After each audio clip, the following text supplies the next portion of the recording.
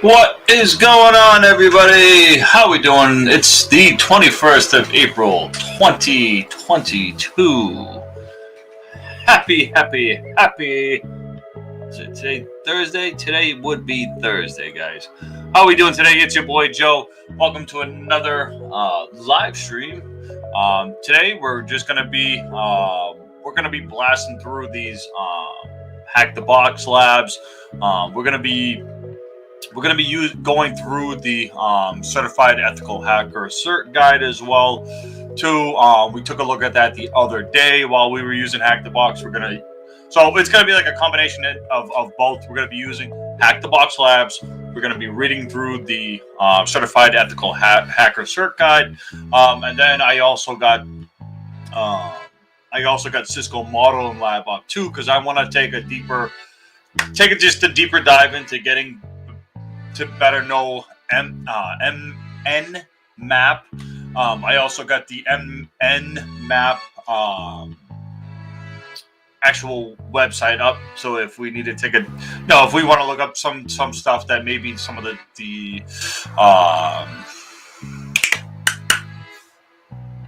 documentation on the website has specifically that we can look up from there. I also got on me today. What do we got? I got my whiteboard up too. Boom. So I got the whiteboard set up too. So, as we're going along and we're working on problems, stuff like that. Say there's a complicated type of problem or something like that. Something that maybe is better described. Writing it out. Obviously I do have I didn't make sure I had my Epic pen up.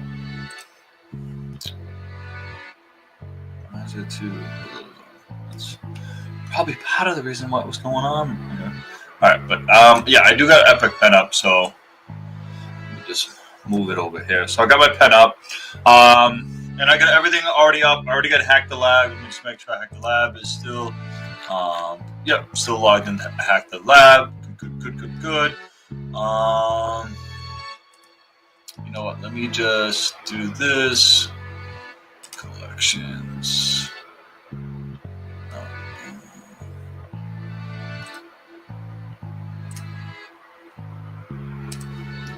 Close that out. Boom. Close this out. Save some of my tabbies.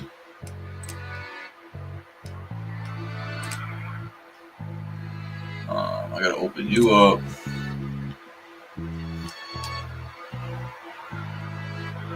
I do want to check on.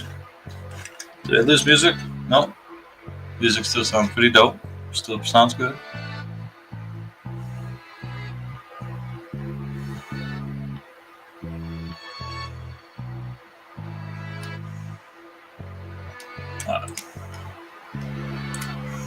We got our. All right, I do need to check the because the music was way too loud on last night's stream. That was an issue. I had nobody in the chat to tell me though. Hold on. Mute. Hopefully that wasn't a problem.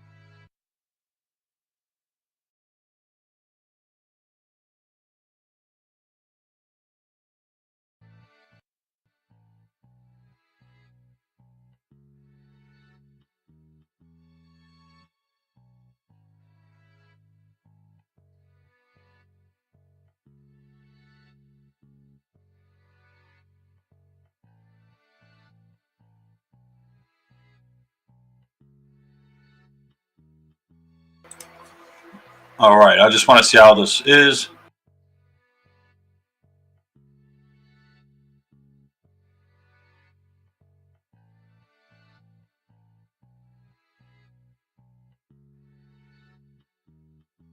All right, testing the sound, and my mic sounds good. Gives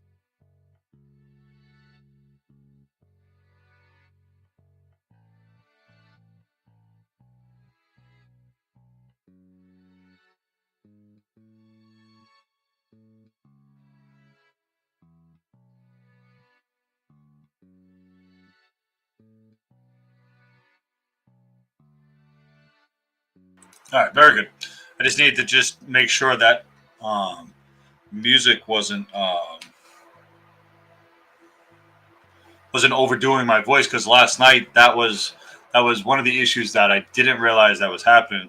Um, Part of it was so I'm I'm just doing different. I'm just streaming differently these days, um, and I'm just not using OBS like I naturally would.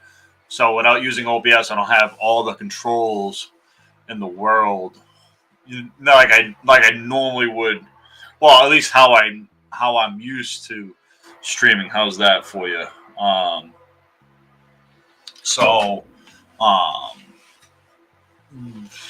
I guess with that being said, I'm trying to just incorporate some nice music into the stream and stuff like that.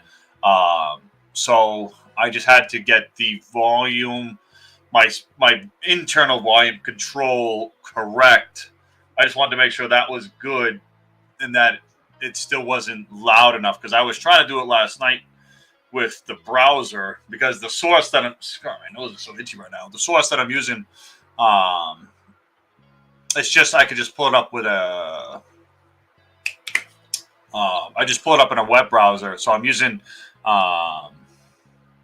VLC right now to pull it up, and I'm trying to use and it is working. I'm using the system audio to control VLC's audio, and I have it turned down all the way to 1, which seems to be just right, so you can hear my voice nice and crisp, um, and just hear the music at the same time. So that's the effect that I wanted to go for, where you could still hear the music, but they'll hear me when I'm talking. So that's what we were going for, and I think we achieved it. So. Very good, very good, very good. Let me just go. No, that's not what I wanted.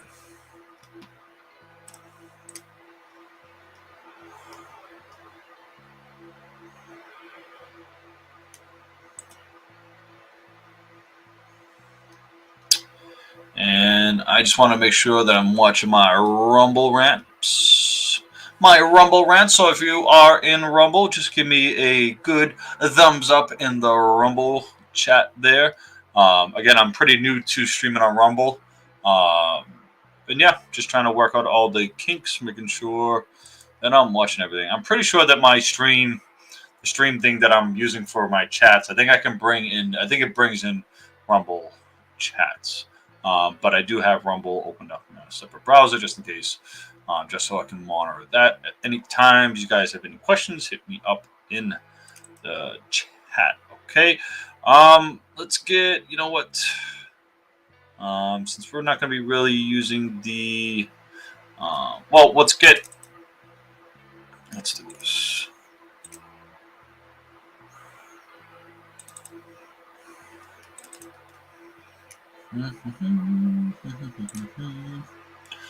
Drink.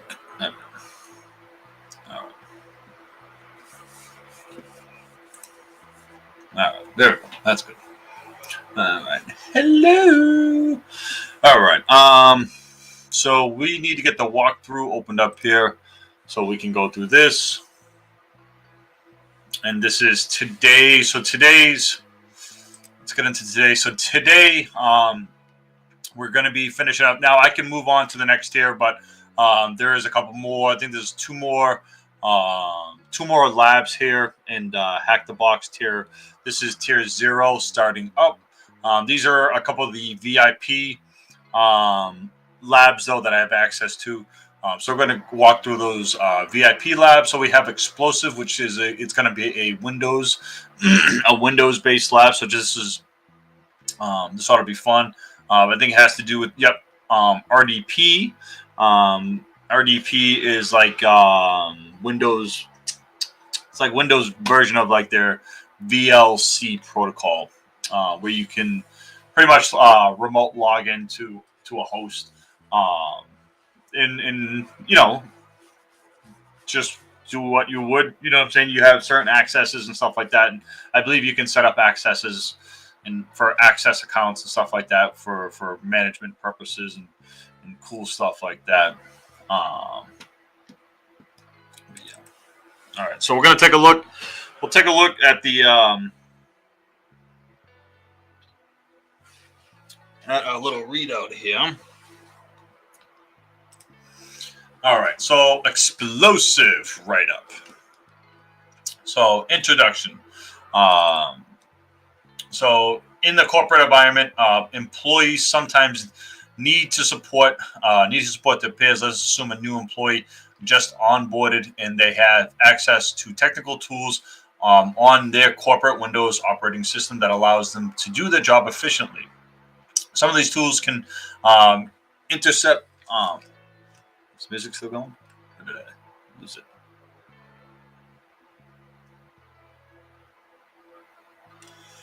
Yeah, my music. Where'd it go? Did we lose music? Or are my headphones just broken again? I don't want to be messing with it because last time I messed with it, I busted it. And it was working fine. I think I did lose music. Oh, I can have it. Yeah, the music's good. I can hit it. There it is. Nice and subtle. Just the way I want it. Alright. So yeah, as we were reading, so pretty much this is like some of these tools can intercept packets on the network to analyze the flow of information between two hosts. Other tools might script editors that would allow them to automate their day-to-day tasks as a technical-oriented employee. Others might allow them to remotely connect to other hosts running either Linux or Windows to support their fellow teammates or customers. In this case, we will be discovering the risks involved with misconfigurations in the later. However, there is no need to think of these tools as malicious or risky. Remote access software represents a legitimate way to connect to other hosts, to perform actions, or offer support. So this isn't the case, like say if you were a help desk technician or something like that, and you needed to like remote access into a customer's PC to help diagnose a problem or something like that. Or let me think of another instance here. Again, I'm coming from a point of very little experience, and I'm just trying to speak from experience that others have talked to me about. But is my headphones just have the music? That's just the music. But you have the instances where you could have like a host operating system that could be virtual, and it exists on a server, that lives at your enterprise or somewhere else remotely, and that's the operating system that might be your database or something like that. That maybe handles all your financials and stuff like that within your corporate enterprise little network there. So you could have a situation like that, and I've heard of situations like that where they have like an old Windows 7 machine that was like that was their true blue database, and they end up having to virtualize it, and then that machine just lived on being virtualized and stuff like that. It gets harder to support that type of situation, but that situation is possible and it exists out there. But okay, let's just continue reading on here. All right.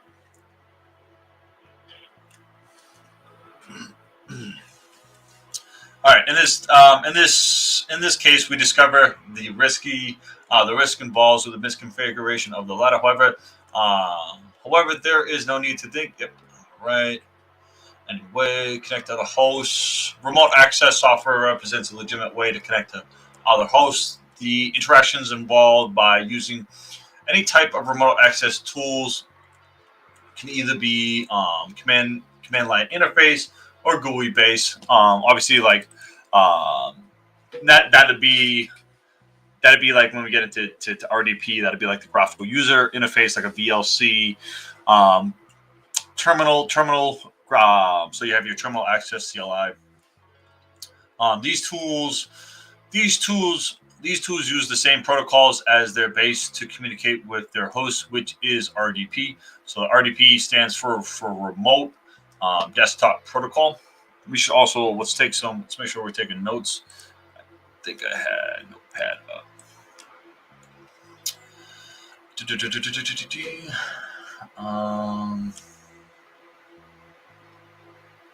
All right, so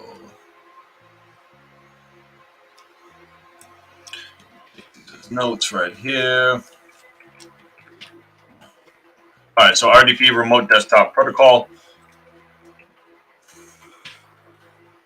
It operates on ports 3389 TCP and 3389 UDP. Okay.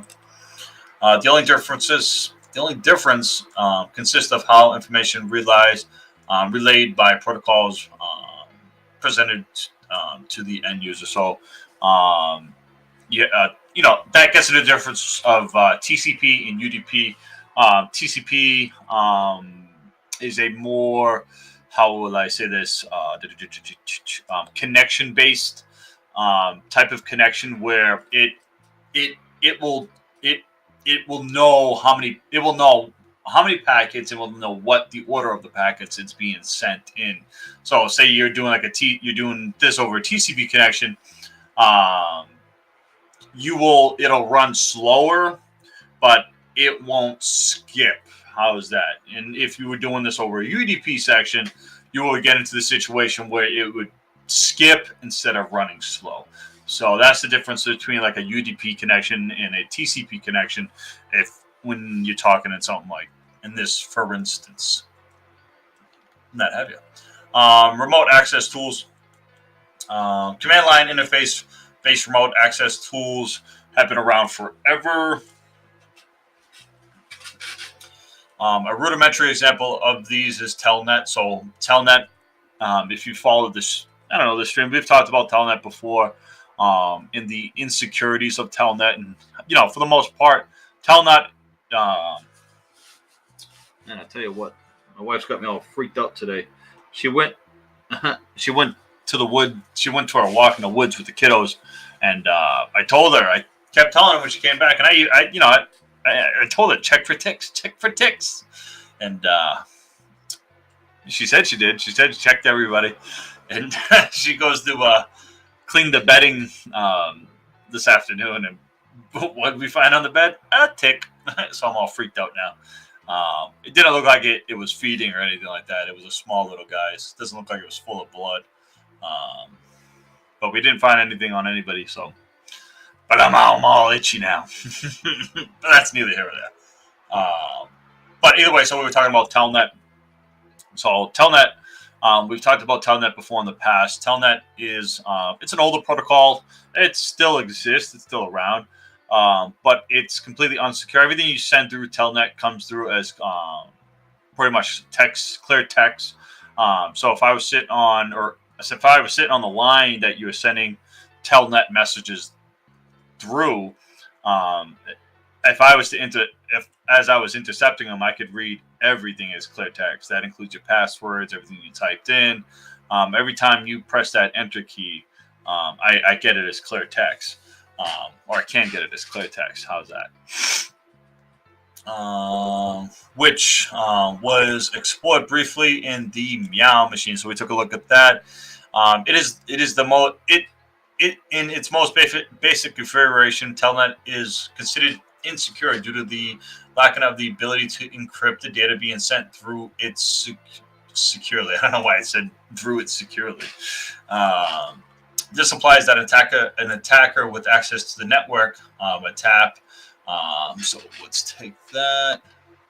So traffic access point could intercept the packet being sent through the Telnet connection ingredients contacts, being the login credentials, sensitive files, and anything else. Telnet, which runs on port 23 TCP by default, has mainly been replaced by more secure counterpart SSH running on port 22. Okay. Sawata. Yum, yum, yum, yum. All right.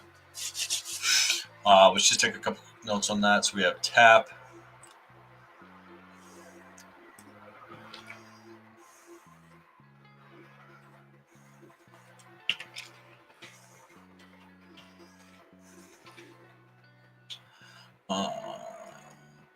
TCP, Telnet.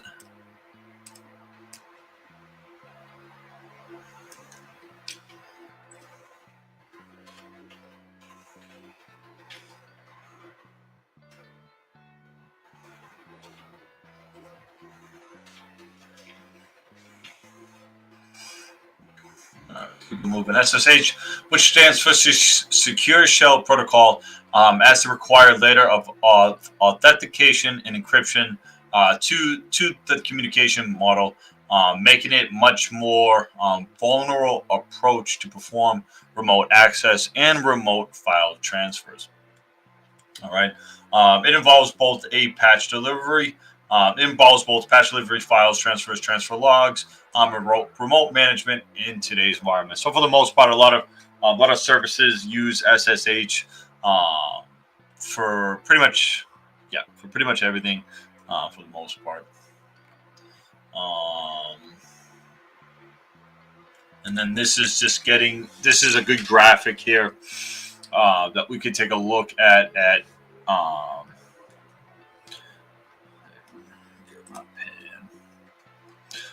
So say we have our host connecting to our other host. So this could be, like I said, so this could be a virtual machine sitting on a cloud server or something like that, out in the great wilds of the internet and what have you. And what it's depicting here is how, say our attacker here, if it had a TAP. So what was that terminology? I believe it was traffic. What was it? Traffic access point. They called it, so a TAP, but traffic access point.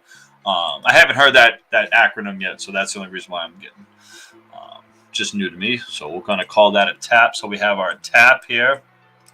All right. So this is a traffic access point. Let me just break out my pen here. Use that instead.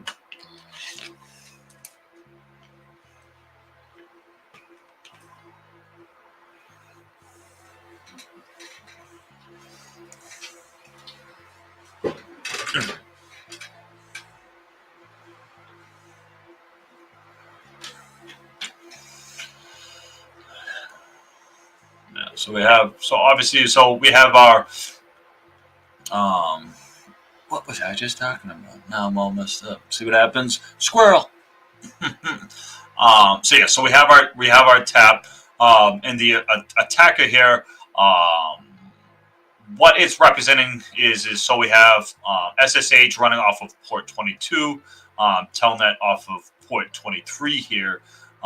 And the attacker would be successful, and that's what it's representing with the green line here, on tapping into our Telnet communications over port 23, because again, it's not encrypted. Okay, it's not encrypted.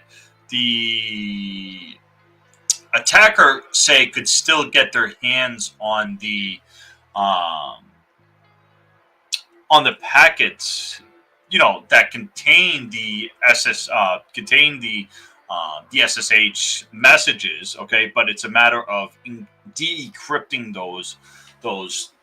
that message, those files inside of that packet. Okay, you're going to need the other part of that key exchange that happens. Okay, um, which the attacker most likely is not going to have that key. All right, it's not going to have that key exchange. Okay, because that's what happens between the two hosts. There's a key exchange. Okay, with the public and private keys. Okay, and that's how the information that's passed through can be de-encrypted. Okay, once it passes through here. All right.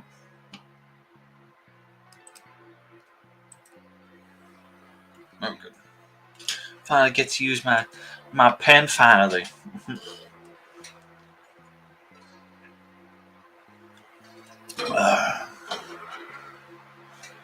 All right. So we talked about that. SSH. So it gets into it here. SSH uses public key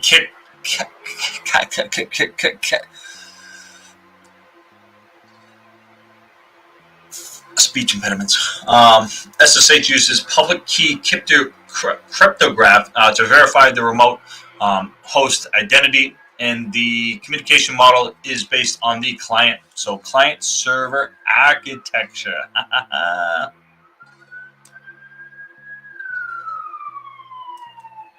Took some nutty notes. Notes.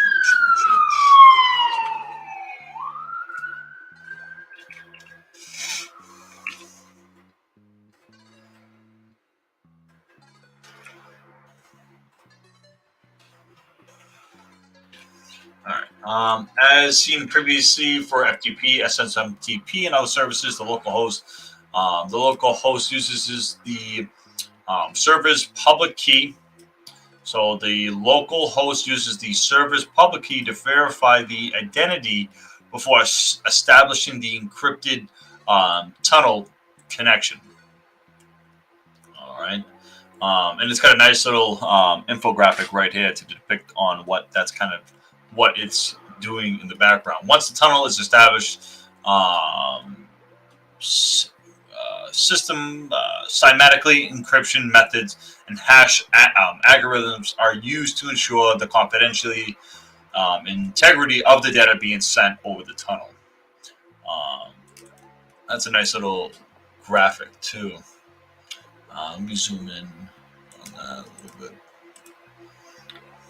so you guys can see that a little bit better.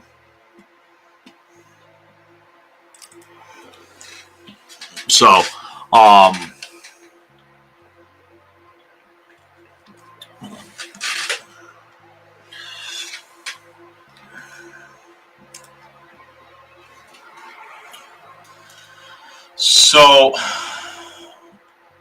this is the client, this is the server. So we have our client server connection request. All right.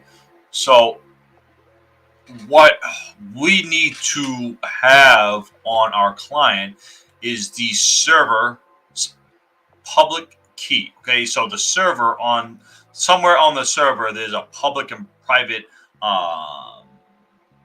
SSH key, RSA key, a hash key, in some kind of value. That is some kind of bit value behind it. All right. So connection request. Okay. Then the public key is sent. Okay. Parameters, negotiation, and connections established. Okay. So we have connection request. Public key is sent. Server key is saved. Okay. So the client will save the server's public key somewhere on the somewhere on that client, that public key for that server is going to be saved on there. Usually you can find it in like .ssh on Linux for the most part, or wait, that's where your public key would. That's where your keys would be.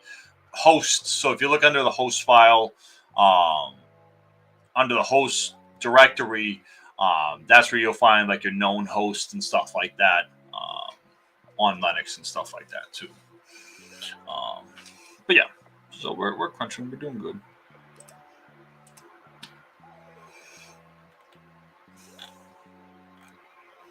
All right.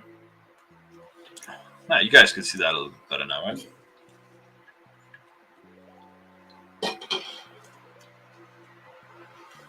All right.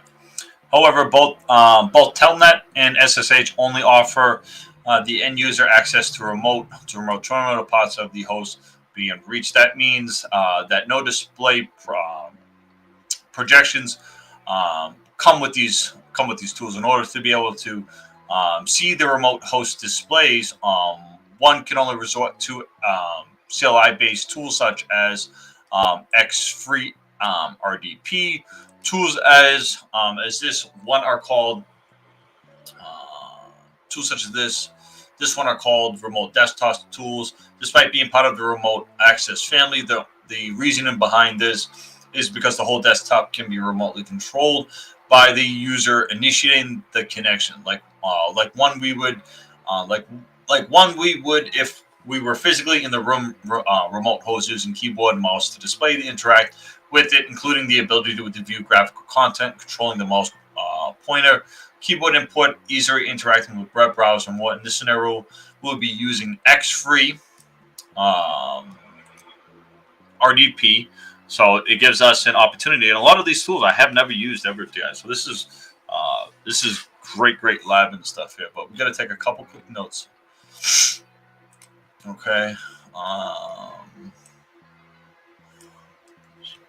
Let's snatch that.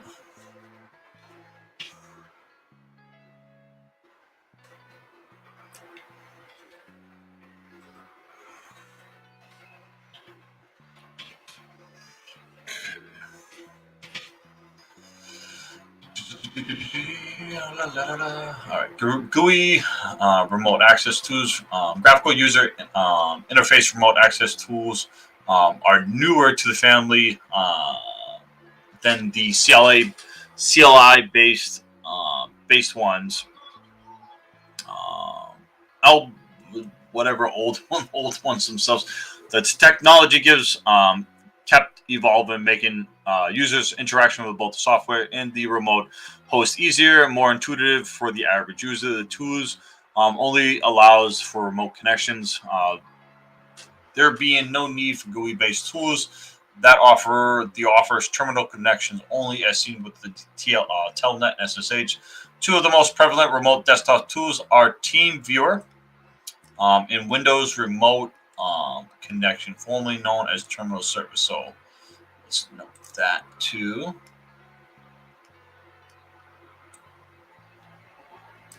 Okay.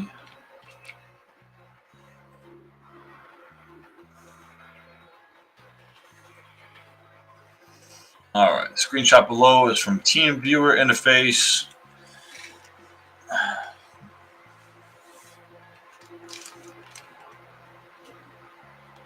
I think we need some better tunes, guys. What do you think, huh? These are nice. Nice and subtle, right? It's nice and subtle.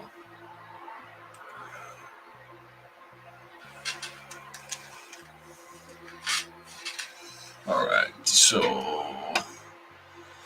the screenshot below pictures the TeamViewer interface. Its host ID, initially your host ID and randomly generated password to the right. Underneath it, in order for the remote host to connect to your machine, you will need both codes since the password is required by default. For only types of remote connections and sensitive randomly generated, up-to-date version of TeamViewer can only be secure. More straightforward, TeamViewer does not come pre-installed in any operating. It requires a manual download. So there's the remote, hyperlink to TeamViewer. All right, if everybody's interested in that. I don't think I've ever used TeamViewer. I know I've used a couple of different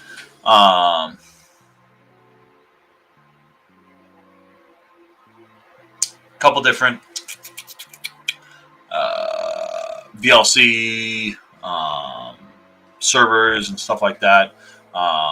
real VLC. That comes like that's a pretty convenient one for like Raspberry Pis and stuff like that, because I think some of that software comes pre-built on the Raspberry Pis, and it's free to use on the Raspberry Pis too, which is with the Raspberry operating system, which is really nice and convenient for doing stuff with the Pi. I actually just did something just recently with a Raspberry Pi.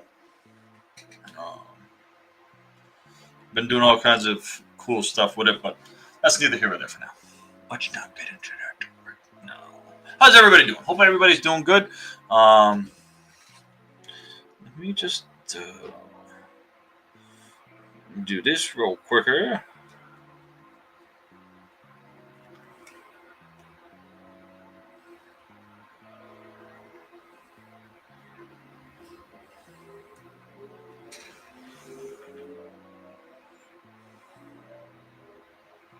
Do this number real quick.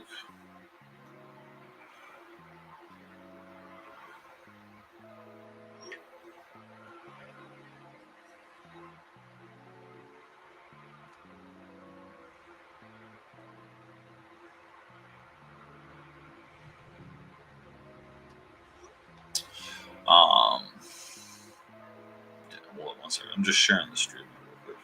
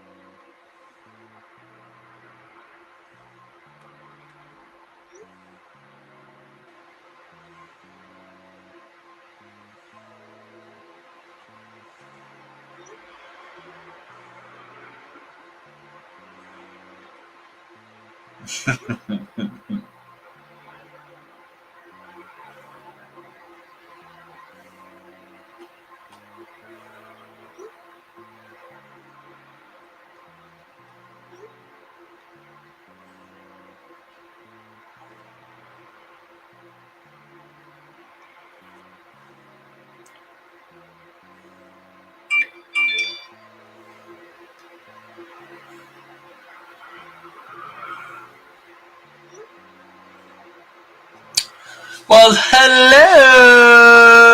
How's the music sound? Tell me how's the music sound. Tell me how I sound. Tell me how beautiful I am. Because I am very beautiful.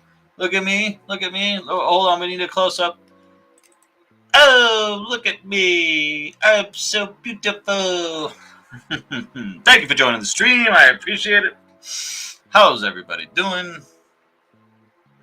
Testing. 1, 2, 3, 4, 5, 6, 7, 8. Hello. Welcome to the stream. Make sure you like, share, subscribe.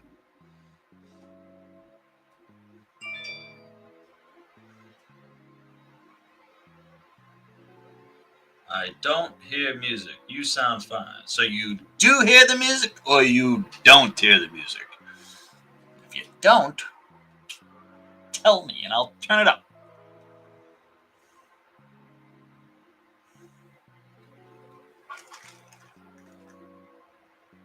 Oh. You don't. Okay. Hold on there, Betsy. Where's my mouse? My mouse got away from me.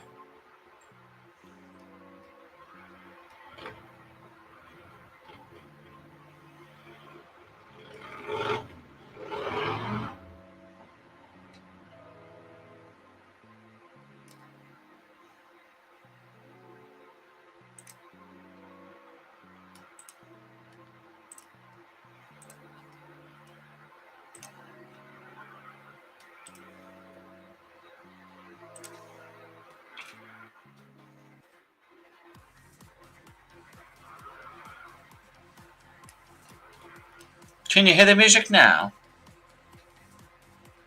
That might be too much. I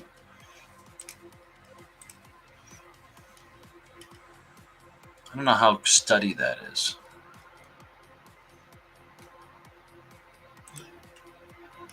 I'm going to change that, though. That's too much.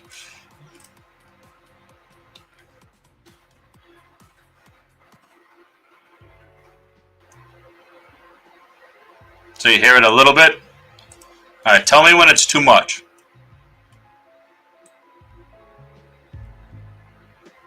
All right, tell me how that is right there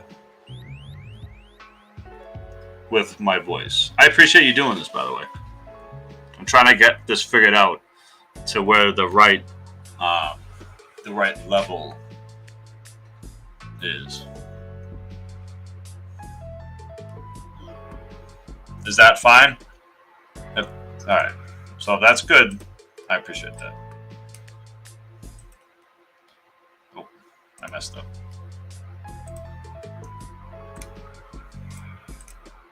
All right.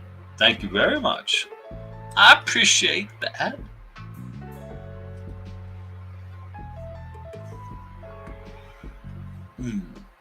Good music too.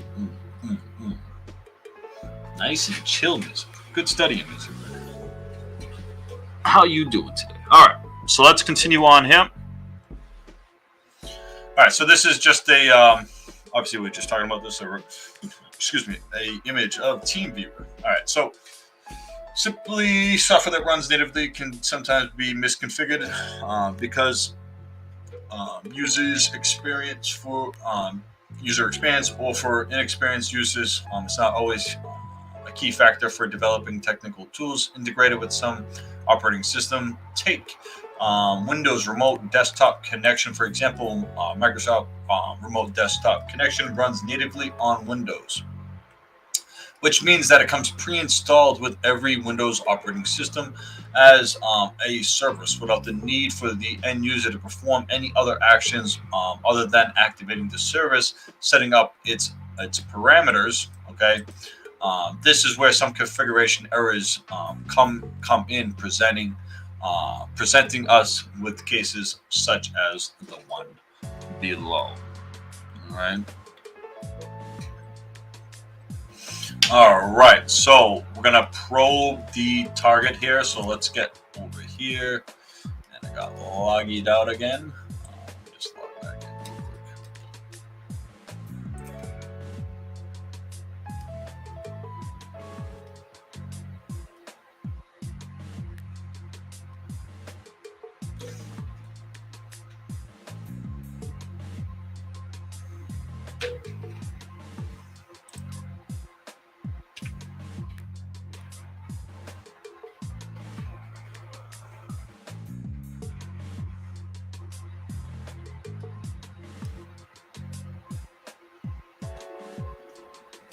Sorry guys, I just had to get logged in real quick. All right.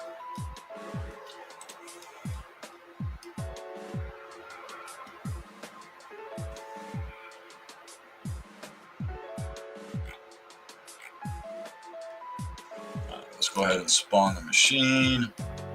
I already got ours up. Go ahead, open the terminal.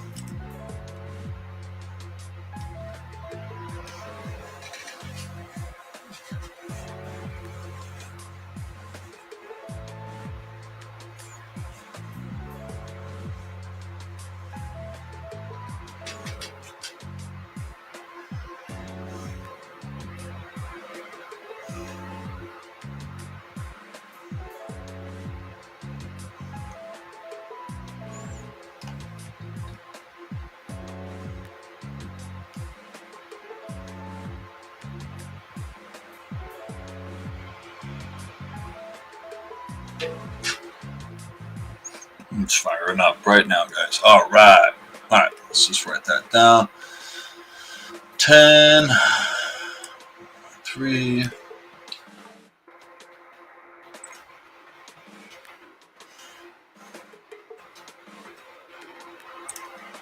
Let's just ping it real quick. So that's 10, 129, 113. Right, we're good. All right.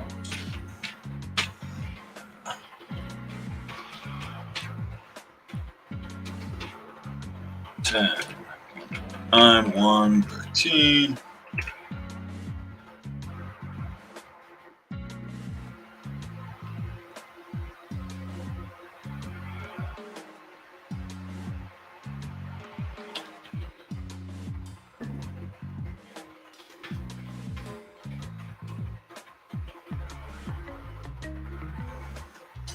See some of the services that it's running.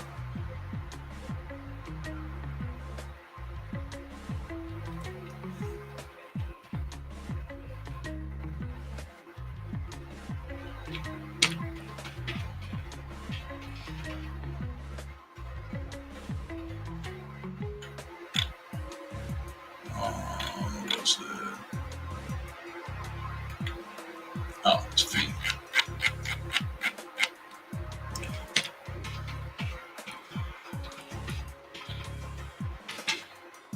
Ten, 129, 113.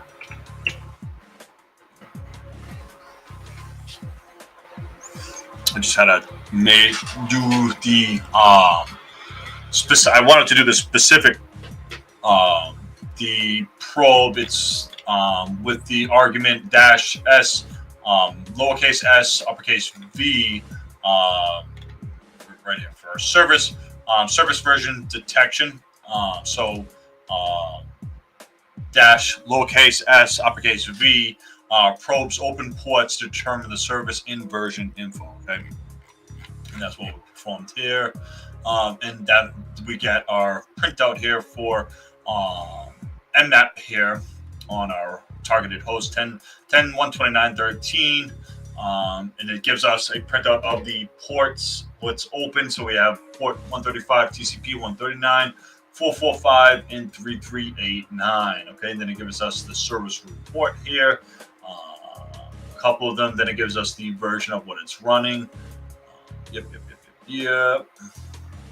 And the host operating system. And then let's just grab this information.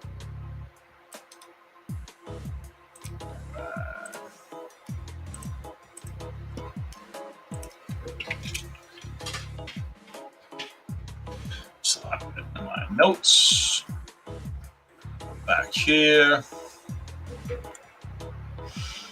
All right.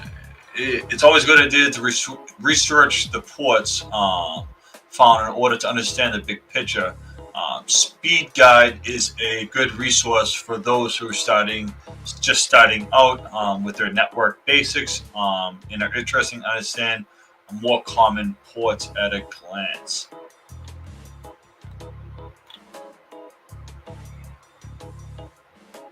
What is that? What's Speed Guide? Looking at Speed Guide's entry.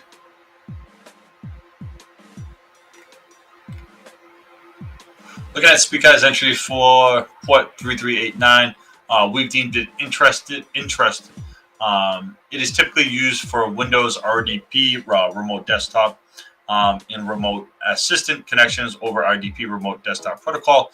We can quickly check for any misconfiguration and access control by attempting to connect to the readily available port without. Let me just make sure I'm watching my Rumble rant. I don't see nothing on my Rumble rantage. Very good. Moving on.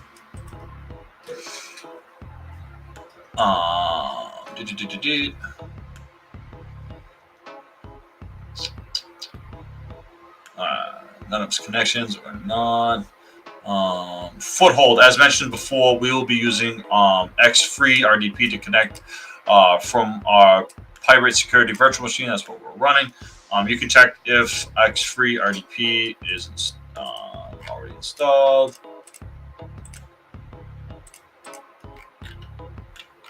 Come on, baby.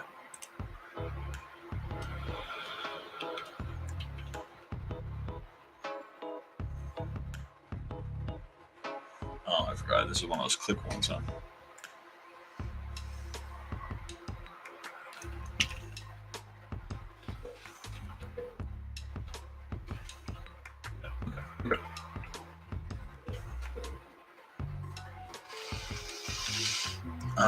Yeah, so it's good.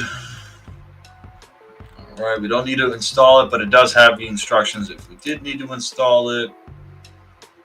We could first try it or a form of RDP session with the targeted by not providing any additional information for any switches other than the I like how it's called switches, and that's what its requirement is arguments. Maybe that's. I wonder if that's a British thing, like an English terminology, because I've always heard it as arguments, not switches. And I know that's what they're referring to when they say switches. But I don't know. Maybe I'm wrong. Maybe I'm wrong. I'm always wrong. So maybe I am wrong. Other than the targeted IP address, this will make the script use our own username as the login username for the RDP section, thus testing guest login capabilities. Alright, so specify the target's IP address of the host that you would like to target. So let's go to our terminal here.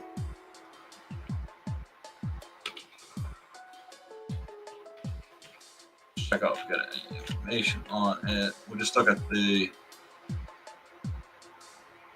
server host ports.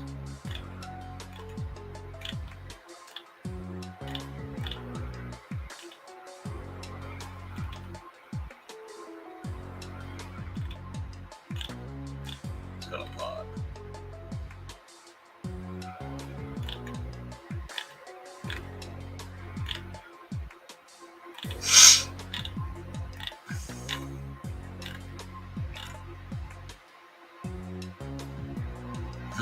Got a lot of arguments or switches, whatever you want to call it, whatever it refers it to. But it's saying for so it's looking for the server. So that's what we're going to be using. So we're going to be using the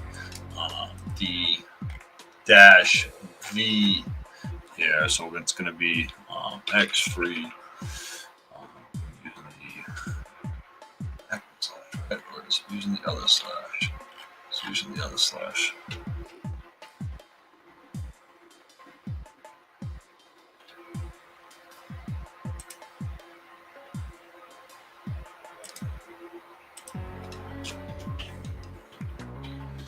Ten 129 113.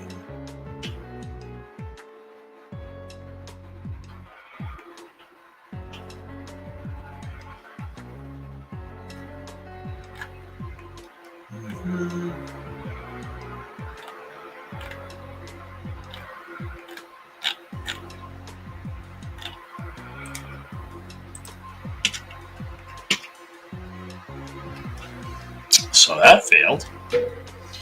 But let's read. Alright. So, as we can see from the output, our own username is not accepted by the login, which wasn't. We can try a myriad of other default accounts as users, admin, administration, on and on. In reality, this would be a time-consuming process. However, for the sake of our RDP exploration, let us attempt logging in as administration users and see what the command as seen for the commands below. We will also be specifying the script that we would like to bypass. We will also be specifying specifically to the script we would like to bypass all requirements for security certificates so that our own script does not request them. The target in this case already does not accept any. Let us look at the switch we will need to use for X3D RPP in order to connect to our target hosting scenario.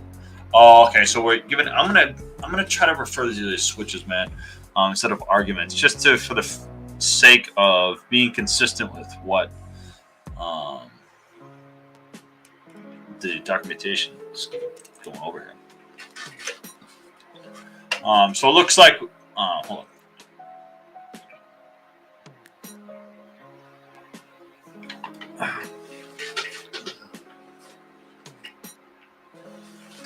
So it looks like there's the cert ignore. We were taking a couple of looks at.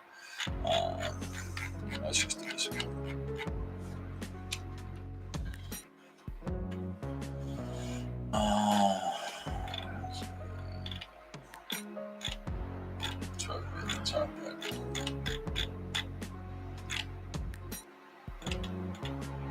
So this is cert ignore. What does it say to use? Use this cert ignore. So there's a new cert ignore. Let's see what the documentation. Yeah, so the documentation does specify specifies to the script that all security certificates usage should be ignored. Specify the login and then the target for both. Okay. All right. So this is how we should be creating our little script here. And we'll just write it out real quick.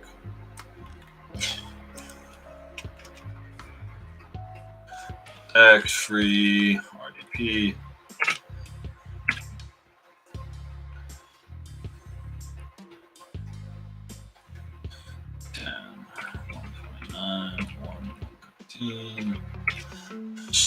/ship or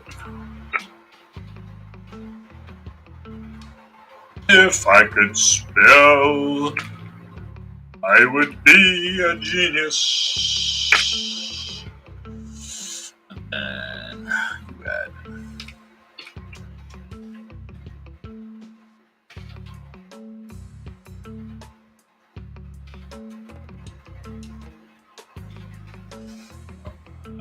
our little script right there.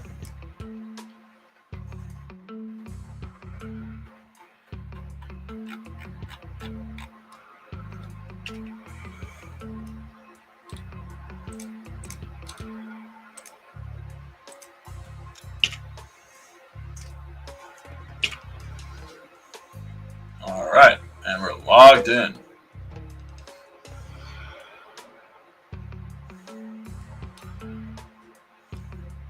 Very nice.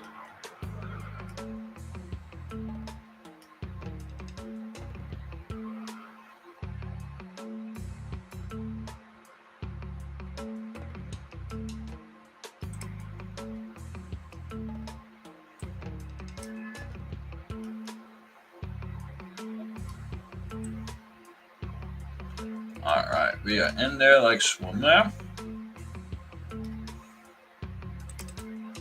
Oh, let me capture my flag since I'm already here. All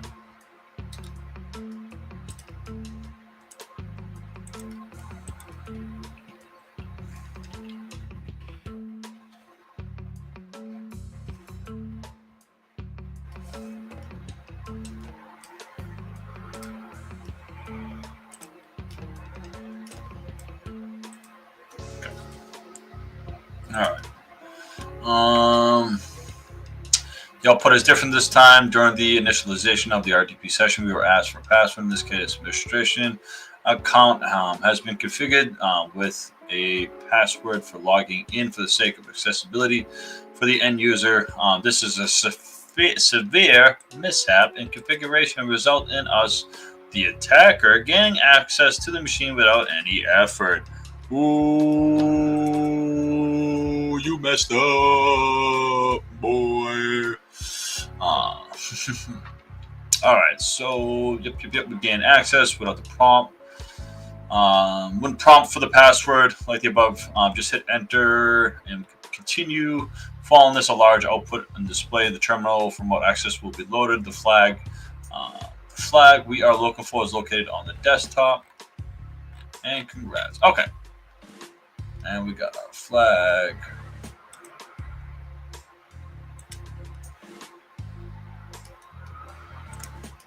Alright, I can exit out of this thing.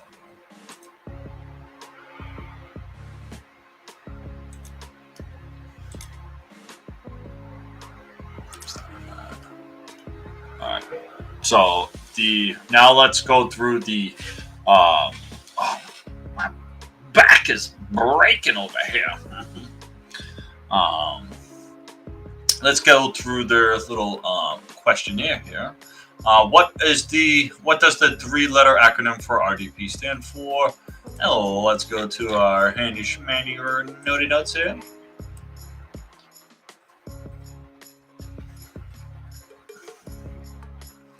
What is the three-letter acronym that refers to the interaction with the host through a command line interface?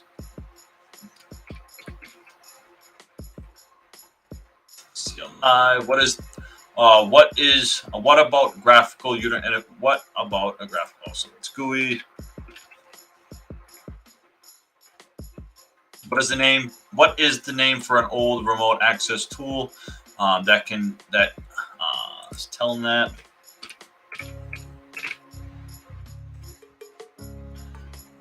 What is the concept used to verify the identity of the remote host with SSH connections? What's the concept?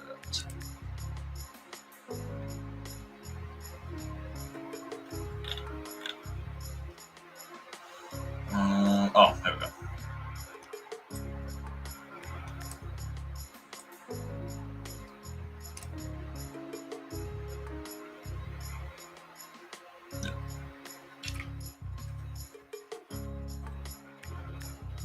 Public key cryptography. All right.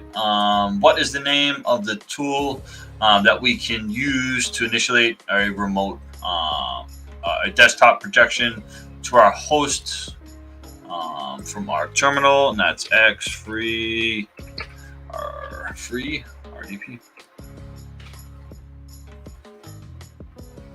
All right. What is the name of this service running on 3389? 3389. Again, we took notes of all the good stuff. So that is Remote Desktop Protocol. Let's see what it wants on this one.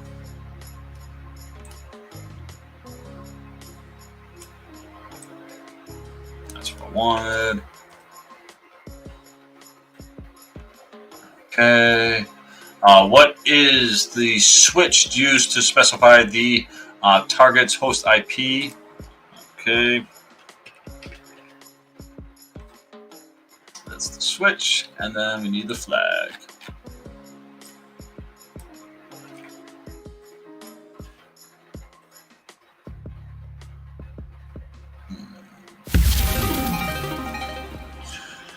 Oh yeah!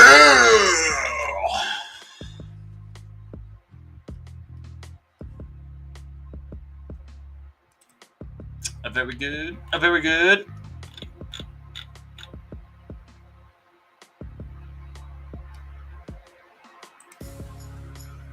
All right.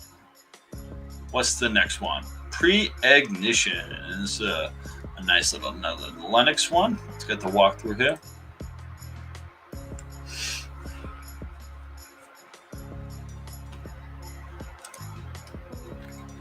Let's get that machine spawned. Yep.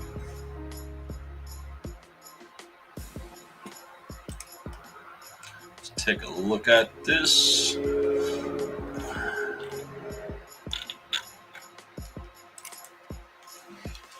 Okay, what do we got?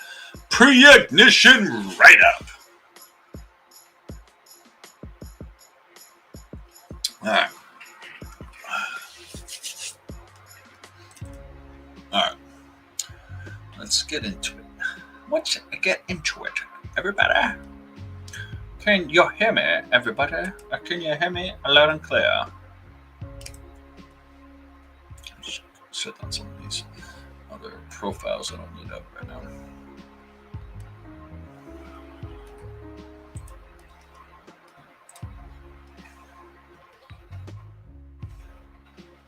Right.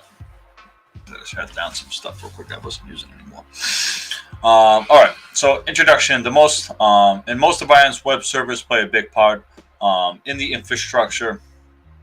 You know what I want to do real quick while we're messing around, because I got this up. So let me just go.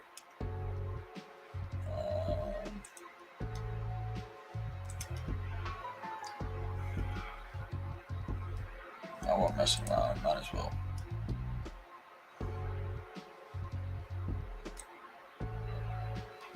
That's not what I want to do. I'll put it up there.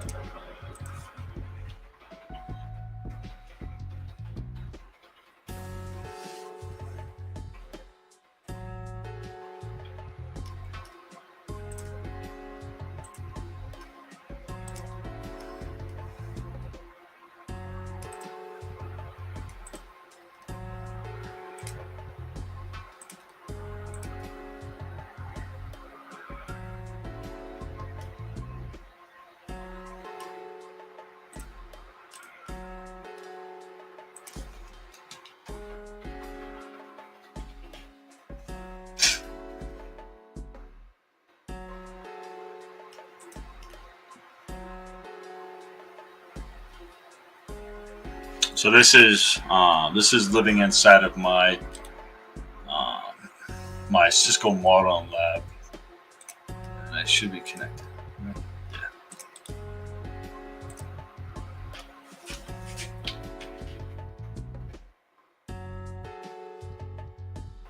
Yeah. Okay. So we should do. Let's try map on. Let's say 10.0.1.1.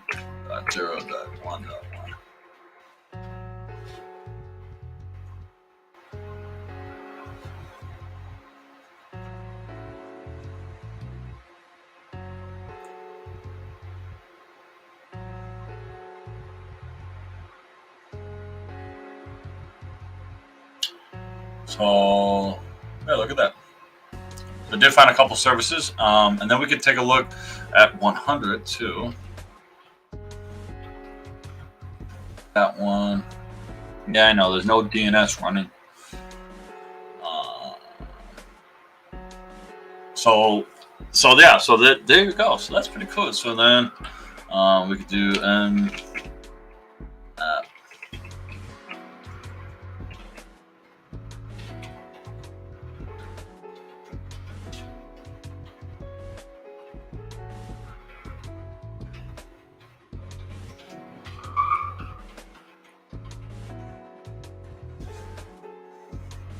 specific.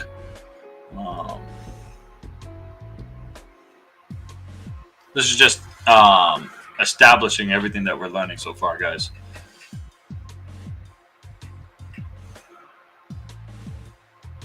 All right, and then we can see, yeah, so this is running Cisco, SSH, protocol 2, so I have that established. I know because I actually set that up, because it's it could run either version 1 or version 2, and I make sure running version 2. And the operating system is iOS, Cisco iOS. Yep. That's all correct. Very good. And then we'll do 100. Take a look at what that's running. Let's see what that is.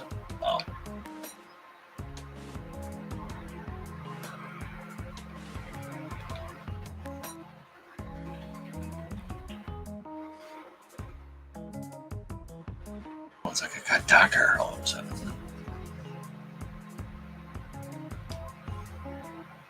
Alright, so there we go. So it's running Linux, Linux kernel, Ubuntu. Oh, this is just, it's running. So yeah, so the web server it's running it's Nginx web server that it's running. You could probably take a look at that too. Let me open up a web browser.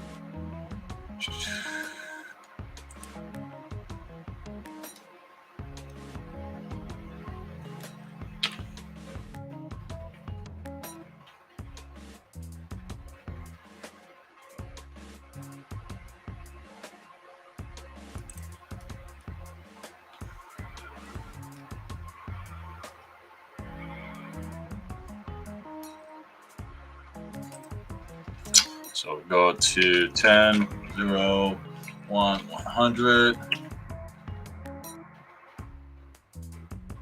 And then you can, this is the actual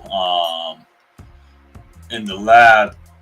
So the pirate one, this is the Linux VM that we're VLC'd over, and this is where it's running the server right there, and it's just giving you some information about what's on that server and stuff like that.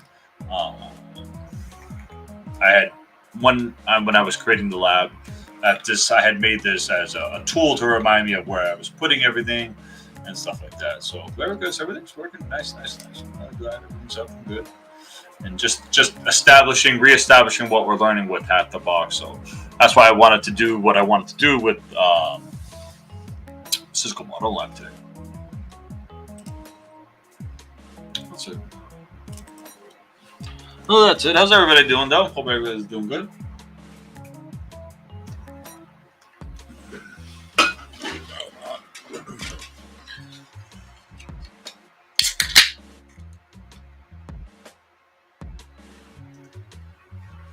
All right, let's continue on here, guys. All right. Pignition Writer. And most environments, web service play a big part in the infrastructure and in the daily process of many departments. Web service can sometimes be used strictly internally by employees, but most of the time they can be found publicly facing, meaning anyone from the internet can access them and receive information files from their host web pages. For the most part, the web pages hosted on the web servers are managed through the administration panels locked behind a login page. Think of it, let's think about an example. So say if you have like a Namecheap, WordPress, something like that, and this is what we're going to talk about. We have decided to start our blog and use WordPress to achieve this. If you are unfamiliar with WordPress, you can read about it here. And this gives you a direct link to WordPress.com. We don't have to open that right now. I don't really care for that right now. We could talk about that some other time. But it's essential. But it is an essential, popular web-based application that allows you to easily manage the content you want to post for the rest of the world to read. Once installed, the WordPress website.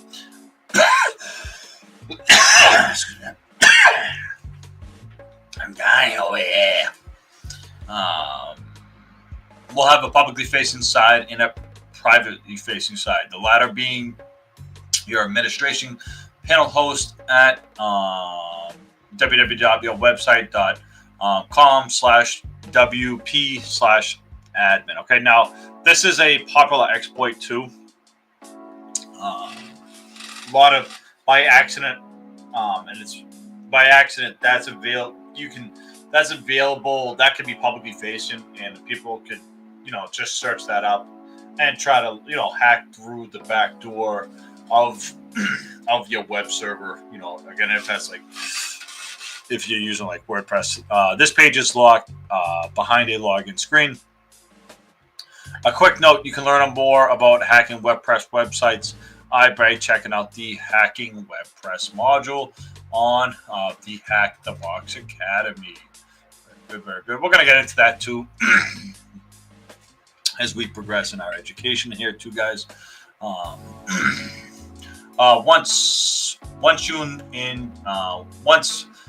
as an administrator of the WordPress site, log into the admin panel.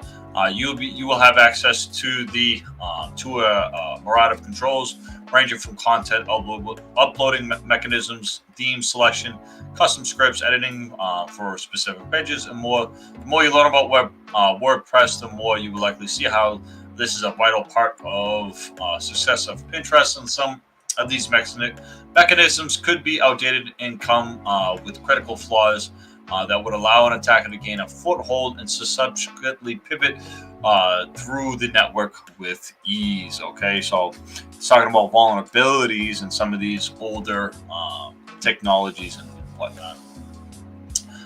Thus, we conclude the web information specified directory busting is one of the most essential skills any pen tester must possess. So, directory busting. Thus conclude the web information. I gotta learn how to say that word. Specifically, directory busting, is one of the most popular essential skills any pen tester must possess. While manually navigating websites and clicking all the available links may reveal some data, most of the links and pages may not be published to the public and hence are less secure. Suppose we didn't know the web admin page is the administrative section of the WordPress site we exemplify above. How else would we find out? If not for the web immersion and the directory busting? Okay.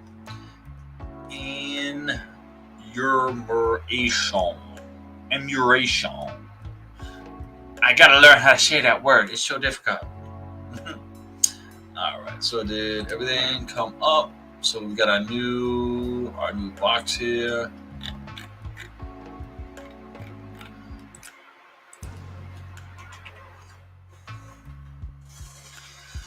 So our new box, 1029.93.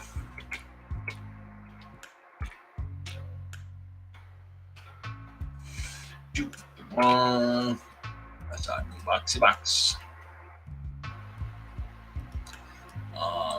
Bustin'.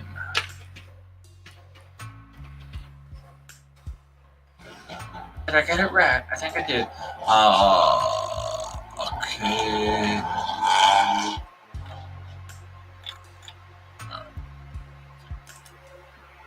All right. So let's ping our target now. Connection. That's 10.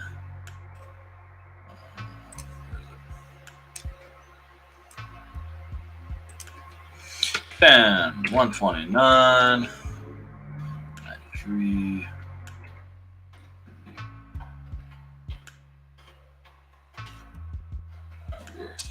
We have a connection. Oh, very good.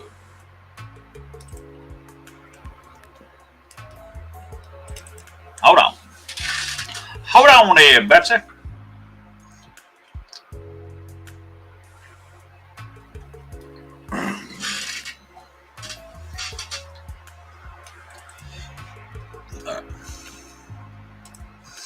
All right.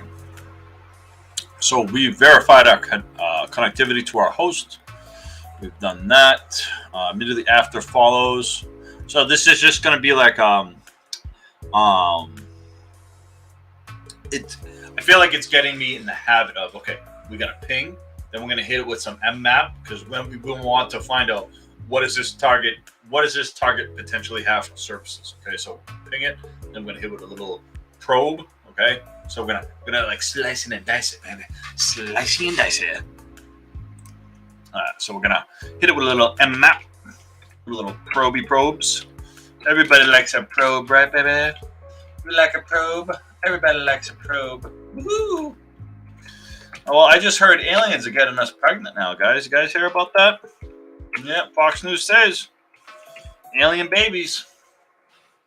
We are having alien babies. The alien invasion is happening. It is underway. And y'all are going to get it. Alrighty then. All right, so it looks like we have a web server. And just like we were just looking at on my...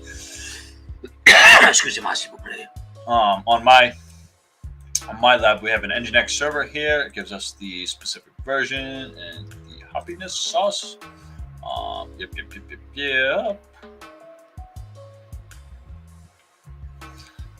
From the results, you know what? I want to take a look at.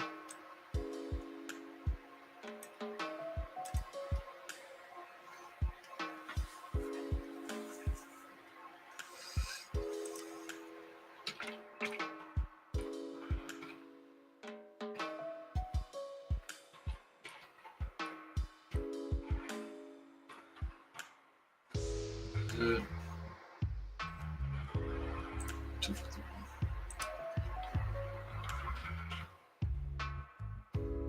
Oh, there is. So it is. There is a web server. Nothing on it.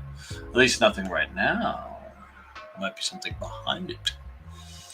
All right. Just take a looky. All right. So yes, from the scanner result, a single entry is shown. The caches are attention. It's an HTTP server running on port 80, signaling that the target might be hosting some exploitable web content. To explore the contents ourselves, we can open up a web browser of our choice, navigate to the target's IP address and the URL on the top of the window. This will automatically address the target's port 80 for client server communication and load the web content. And we just did that. All right. And yep, it's just the Nginx. It's just the Nginx front page right there on it. At the top of the page, we observe the mentions of the Nginx service. After researching basic information about the Nginx and its purposes, we conclude that our target is a web server. The web servers are hosts on the target's networks, which have the sole purpose of serving web content internally or external users.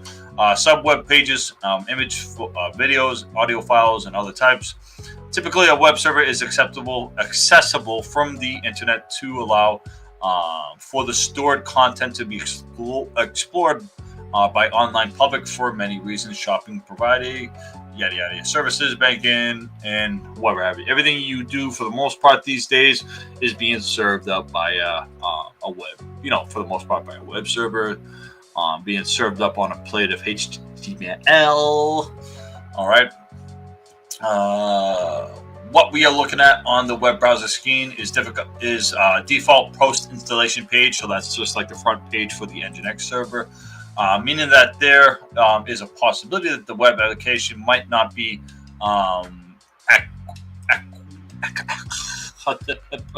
adequately configured yet, or the default configuration are used to facilitate faster configuration up to the point of live deployment. This, however, also means that there are no buttons or links on the web page to assist us with navigation between the web directories or other content.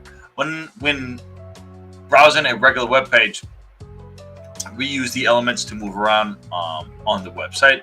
However, these elements are only links to other directories contained on the web page.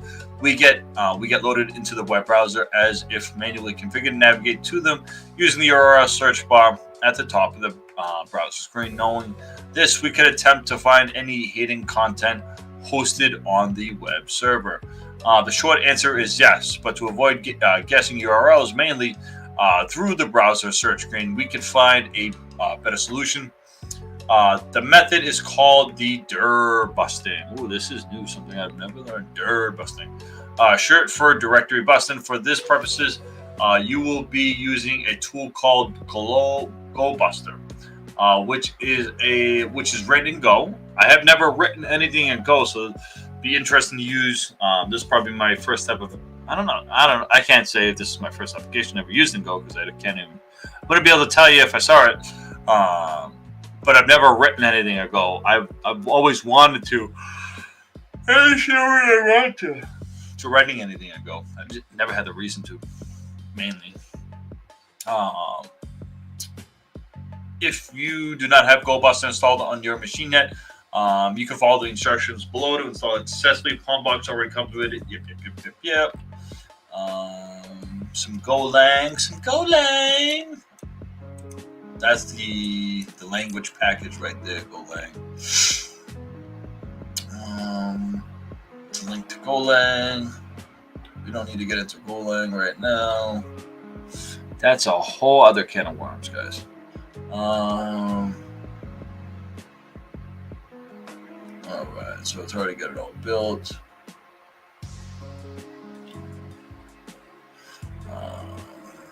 It is useful to create a README file on anything. All right, so we already got GoBuster all set up. Using GoBuster in order to start DirBuster, we will need to discover what capabilities GoBuster has and which ones can assist us. By looking at the tool's help page, by typing in the GoBuster-H argument command in the terminal, we can receive a list of all the possible switches for the tool in their description. So this is a nice excerpt. Excerpt is a good word, yeah. From the help printout.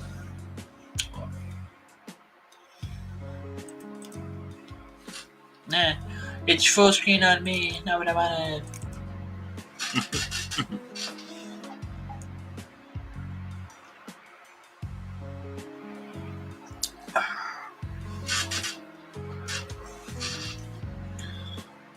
Oh.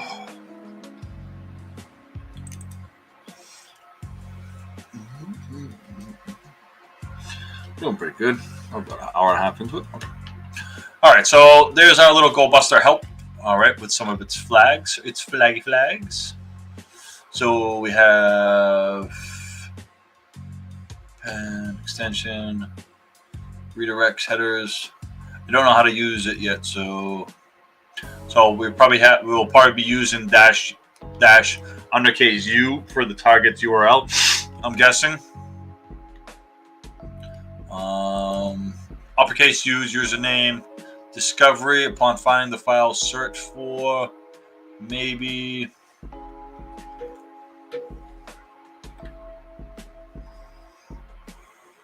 All right.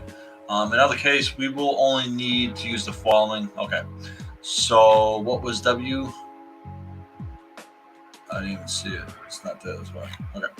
So specifically using directory busting for this tool. So the -W specifies a word list, a collection of common directories names that are typically used for the site, and then the specific targets.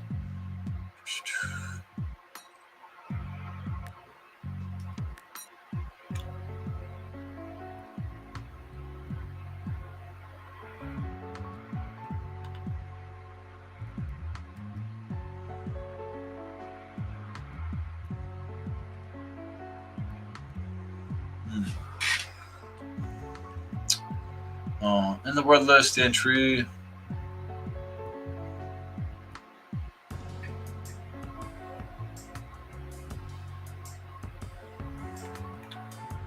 So am I guessing?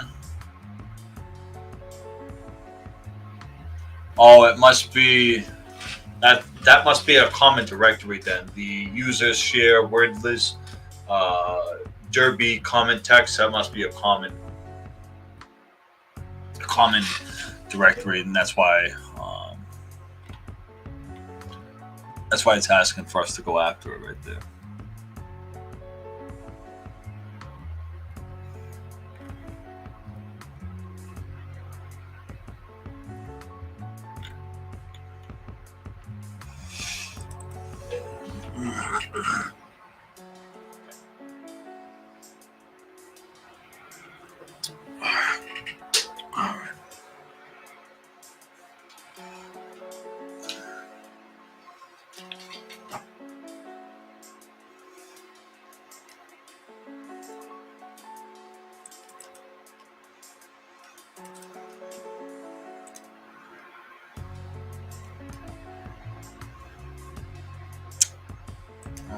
No, that's not what I want to. All right.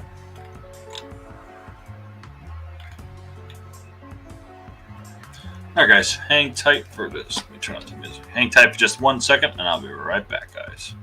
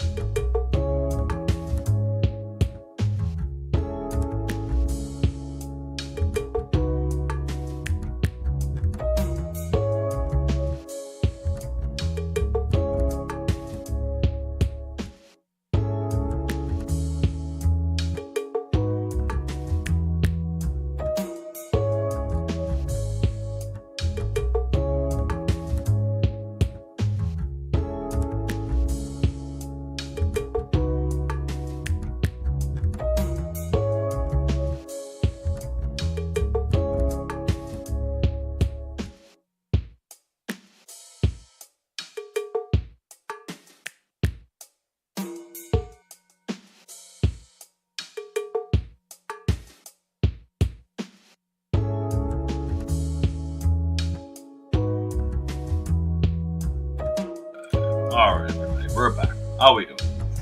Thank you for letting me take that quick little break. Real quick, everybody. Let's get back into it here. All right, so we're diving into GoBuster here, and excuse me. A couple target arguments that we're gonna have to be focusing on here. Let's pull up the chat again. Make sure I'm watching that.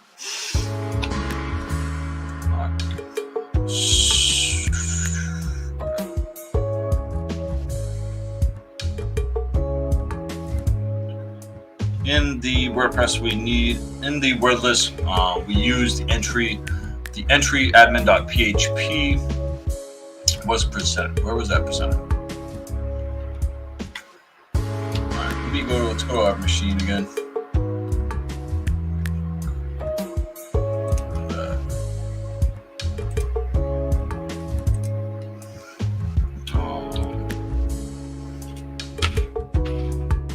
Buster 10, what is it, 10, 29, 93.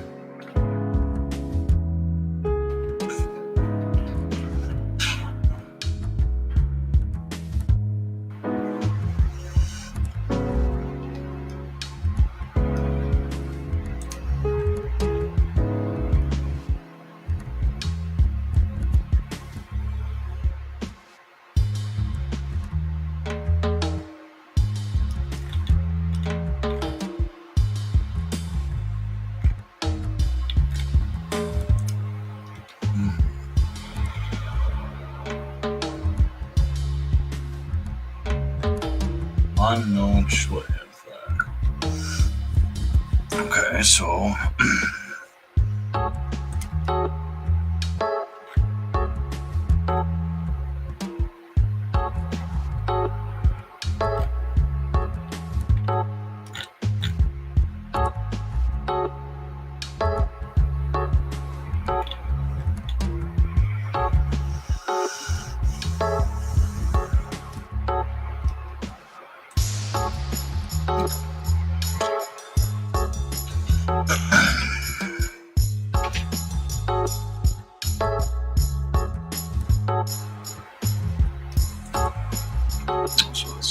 user.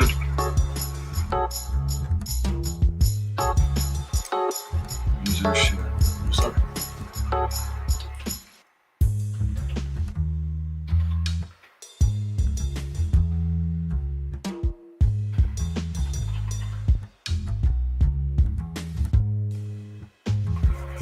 Oh, dir.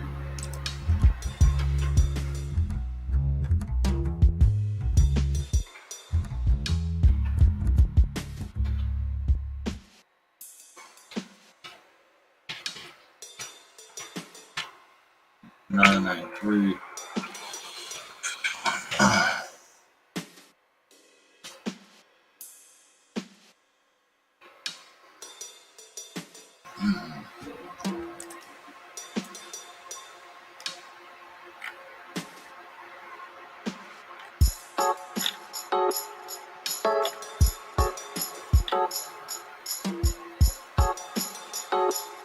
Doesn't like that dash user. Let me try that again.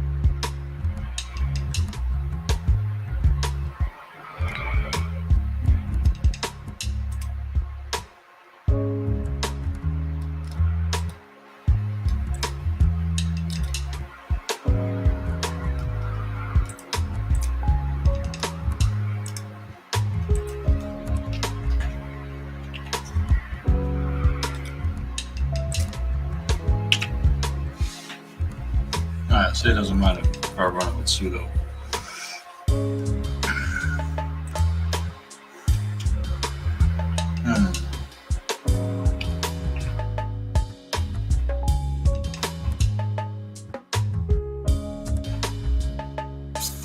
Let's just rinse it out.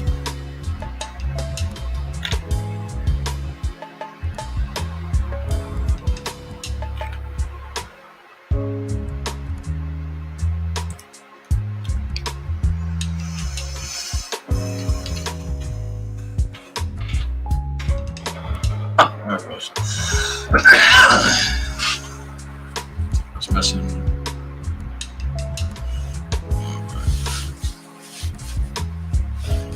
Alright, let's see what it returned.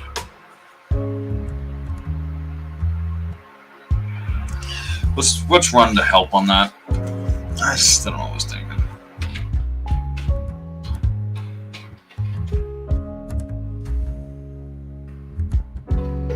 Alright, so that's why we should have ran the dirt, because it uses directory fire immersion mode. Okay. Available commands.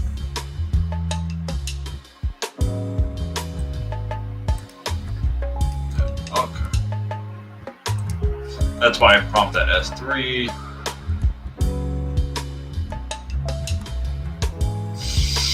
Okay.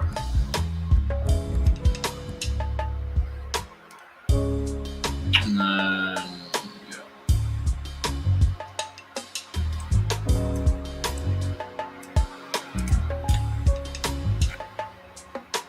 This one doesn't even tell us about the U.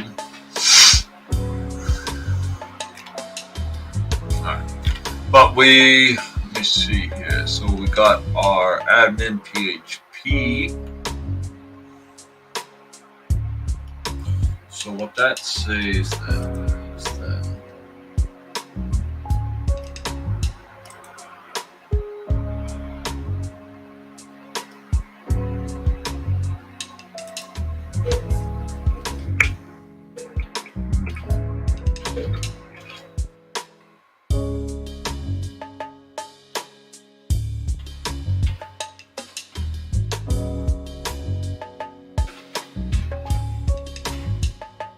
alright, so that's what that meant. Okay. Because now there's a back way in there then.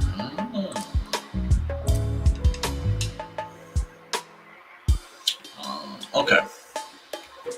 In the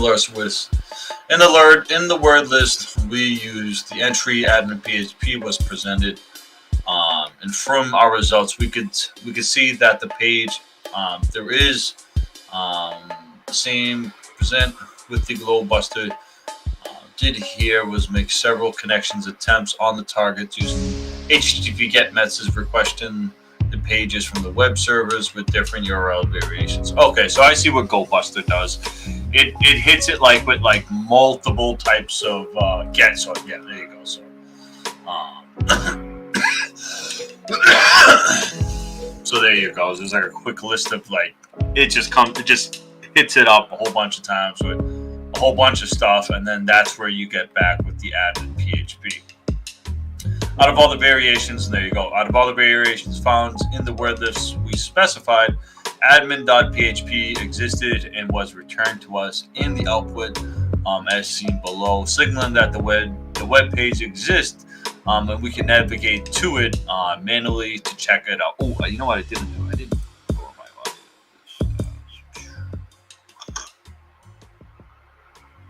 There we go. Forgot to do that when I came back from the break.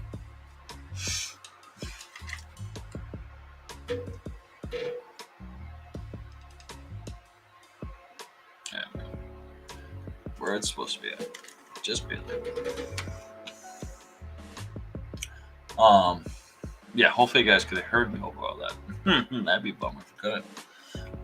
Yeah, so we got back the admin PHP, and as you can see, we have it up right here. Now that we've received the results, we need it from GoBuster. We can put it away now.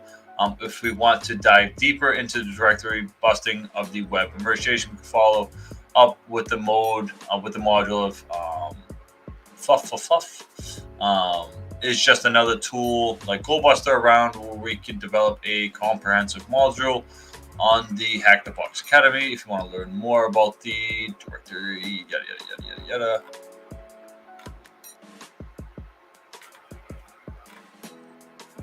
So admin.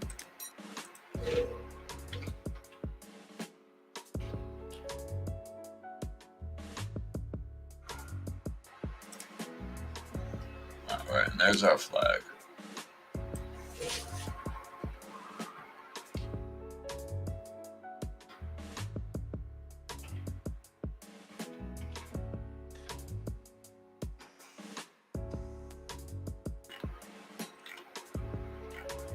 Very good, very good. All right. What switch do we use for MNAP when we scan for specifiers? So that is the lowercase dash lowercase s uppercase v. What service type is identified as running on port 80?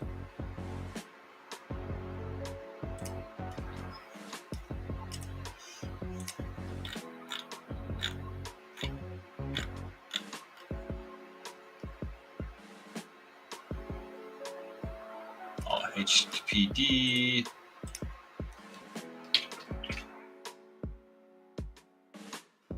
Okay, what service name?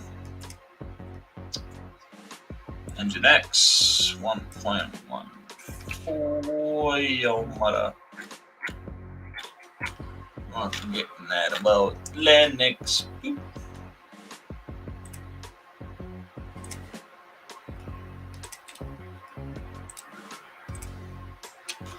All right, keep going, guys. We're doing pretty good. What is a popular directory busting tool we can use to explore hidden web pages? So that is GoBuster. All right. What switch do we need to specifically to specify to GoBuster when we want to perform dir busting? So that is the dir. And that, as we could see when we did the help, so that's the available commands, and that's the dir. Use directory files. Mediation mode. I still can't pronounce it right. That's the admin PHP. It says what pages found during our dir busting activities. What is the status code and our flag?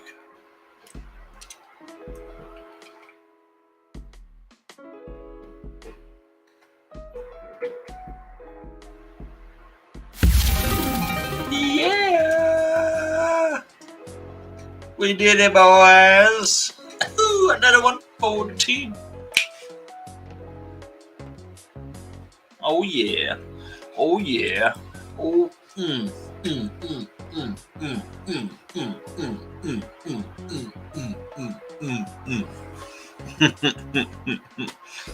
All right, enough of that.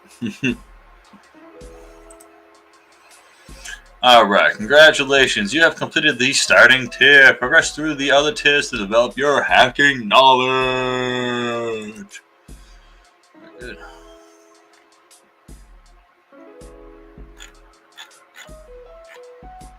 Very good. All right, so we've completed that tier.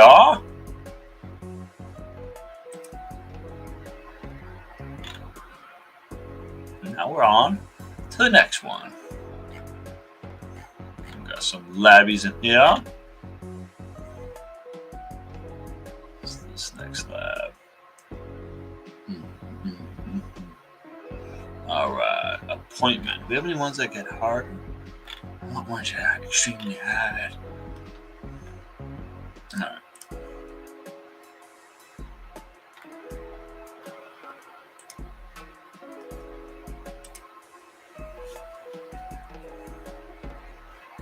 Get it started. All right, we're gonna move on to tier 1. Tier 1 now.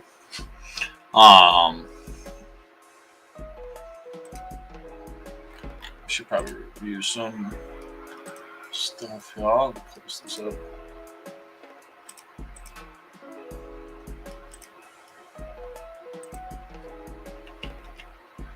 So do I have Go Bust on this? Oh, I do. Let's do it. So let's do Go Bust. Let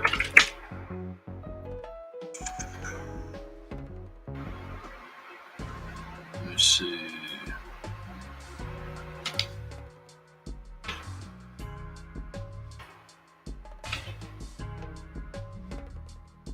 Yeah.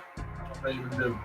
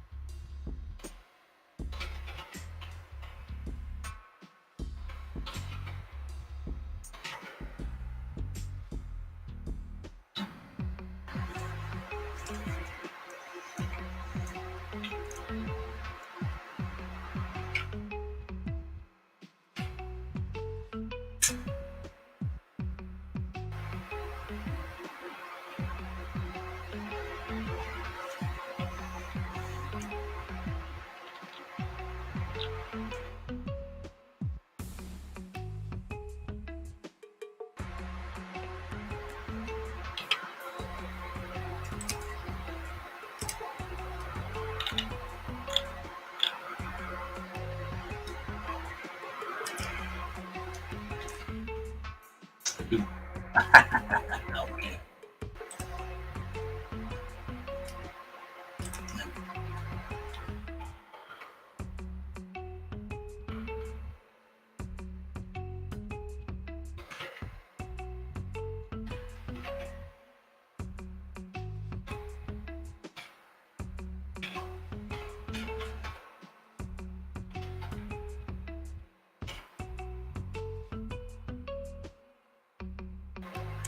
All right, we're doing it in our Cisco Modeling Labs. All right, yep. So that was cool.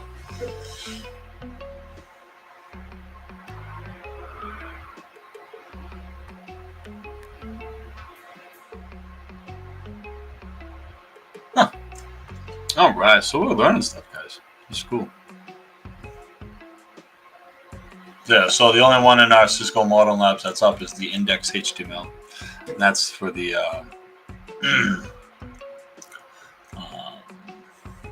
the web server that's running, like we talked about before over here.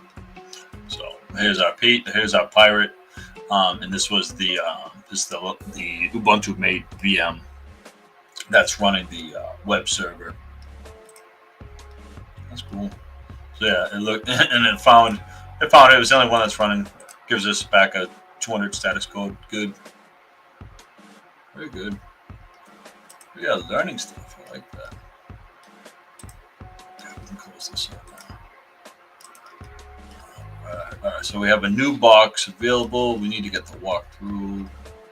Let's close this. Too many opened up.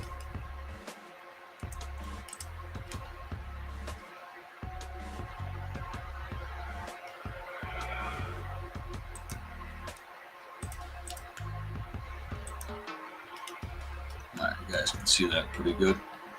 How's everybody doing? Hope everybody's doing pretty good. Stream's running pretty good. We're just about to crest about 2 hour here. Let me see. We're getting to about the top of the hour, So 6 o'clock Eastern Standard Time. Just take a quick 2 seconds, guys. Hold on.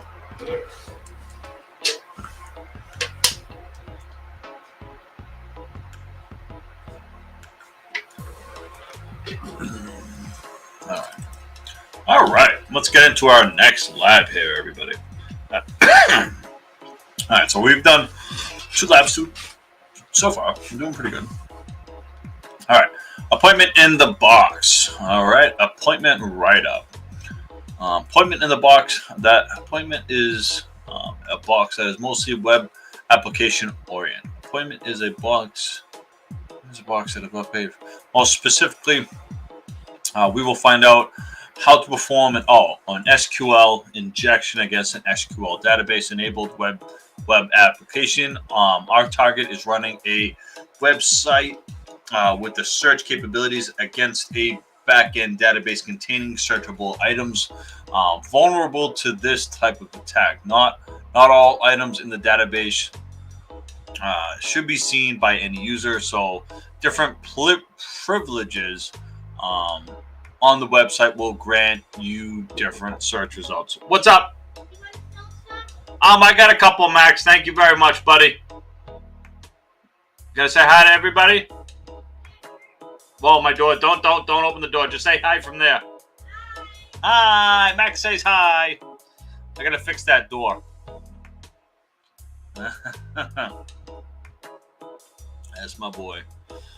Just saying hi to everybody. All right. Items. So different privileges on the website will grant you different search results. Hypothetically, an administrator of a website will search up users, their emails, billing information, shipping address, and others. In contrast, a simple user or unauthenticated visitor might only have permission to search for products on sale. These tables of information will be separate. However, for an attacker with knowledge of a web application vulnerabilities, specifically SQL injections, in this case, the separation between those tablets will mean nothing, as they will be able to exploit the application to directly query any table found in the SQL database on the web server. So it looks like we're going to be hitting up some database. This ought to be fun. I can't wait to do this. So we have our server here, database, tables, columns, rows. Let me see if you're familiar with Excel. Tables, columns, rows. Pretty much anytime you create like an Excel, anytime you work in Excel, it's similar to what a database is. Databases do a lot of has to do with a lot of relationships and stuff like that.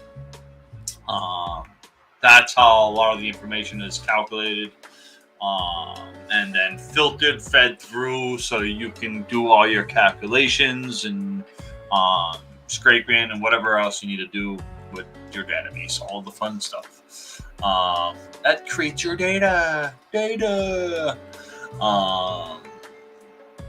excellent example of how SQL services typically operate is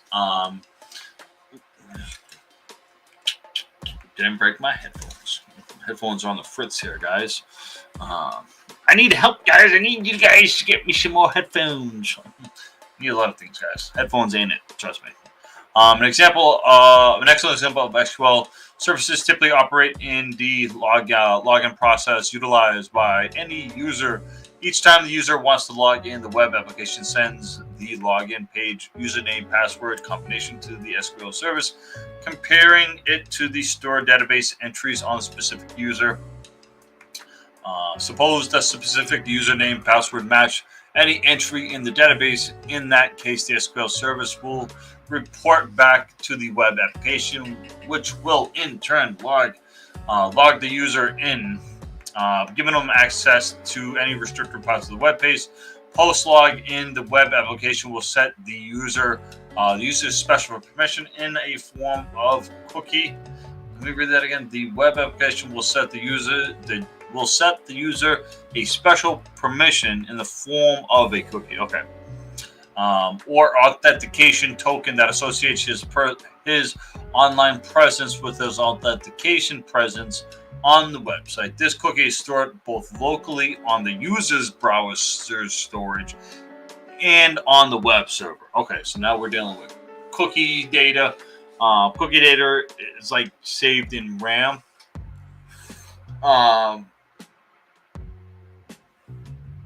Yeah, saved in RAM. Yeah, something like that. Afterwards, if the user wants to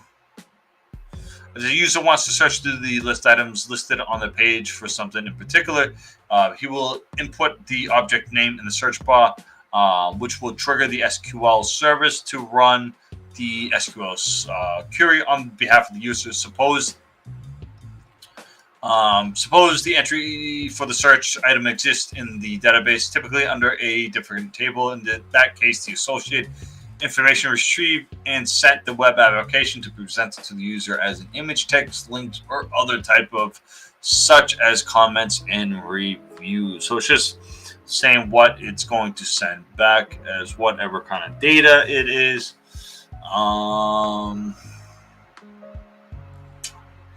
So it's just showing just the client using the web application, then querying the SQL database and whatnot. You know what? I'm going to do this because we're not even going to get this right today.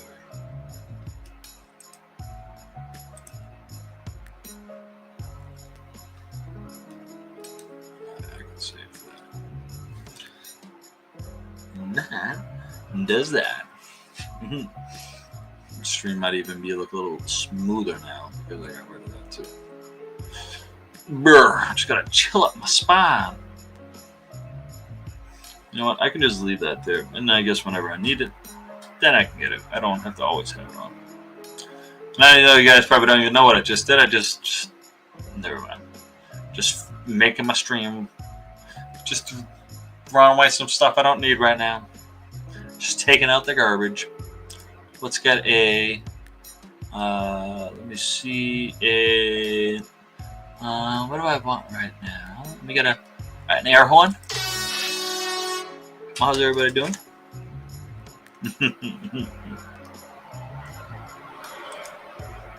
Oh yeah. Let me get another one of those, huh? Oh yeah. Wake up, everybody.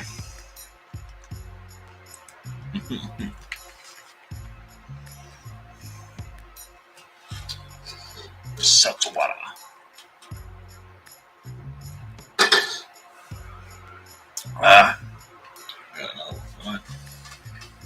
Where's my other seltzer water? I thought I had another one. Oh, I do. All right. Let's keep moving.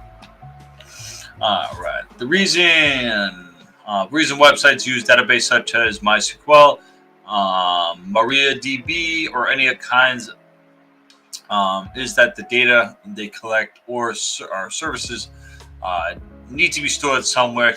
Data could be used. Data could be usernames, passwords, posts, messages, or more sensitive sets such as PII, and that's personal identifiable information. PII, personal identifiable information, which is protected by internal data privacy laws. Any enterprise which with a disregard towards protected, which disregards protecting its users' PI is welcome to a very hefty fine from the internal regulation in data privacy agency. So pretty much, don't be messing with people's private identifiable information. Don't do it. Don't mess with people's stuff. Man, that's messed up. Not why we're doing this stuff. We're doing this stuff so we learn how to protect ourselves. SQL injections is a common way for exploiting web pages that use SQL statements that retrieve and store users' input data If configured incorrectly, one can use this attack to exploit the well-known SQL injections vulnerabilities, with which is a very dangerous. There are many different techniques of protecting an SQL injections. Some of them being input validations, parameterization, queries, stored procedures, and implementing WAF, and that's Web Application Firewalls. Okay, WAF, Web Application Firewalls. On the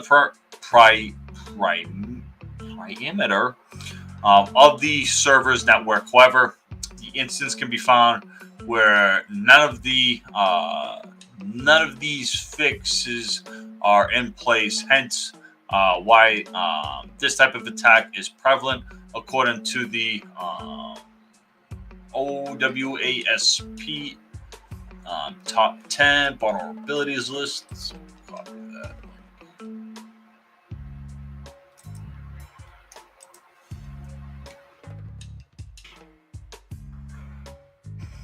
All right, so this is the OWASP top 10 application securities. So 2017. Also, this is a nice little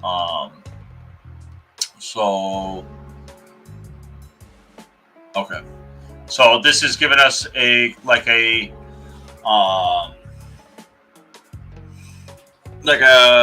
guess from 2017 to 2021, which is as of recent. So 2017. Oh, that's good, Joe. Good job. Make that smaller. We have 2017, 2021 here. Looks like the top. These are the top 10 here. It looks like some of them have moved down the list here. So injections moved down to third. Broken auth. Broken auth has actually, where's broken auth? And I think some of these have moved into other, so broken access. Some of them have moved into like more combined sections.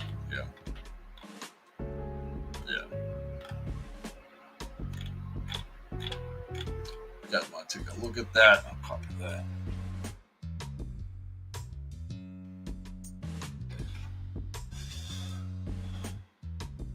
Take a look at that right there. I'll share that with y'all. And there you go. There's some spicy butter for you.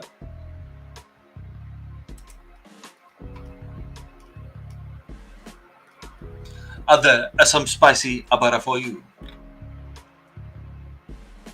So it's just showing how an attacker here would do, I guess, a couple different types of attacks where it has an injection and then an unrestricted query. So he's just querying the SQL server directly. And then he has one where he's doing an injection on the application here. Yada, yada, yada, yada.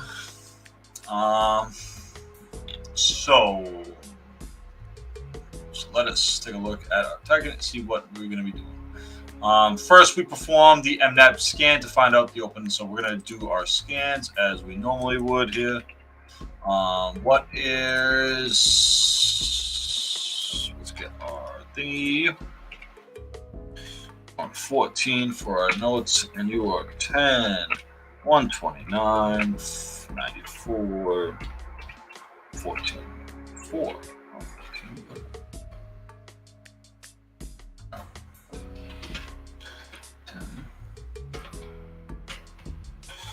4, 4, very good.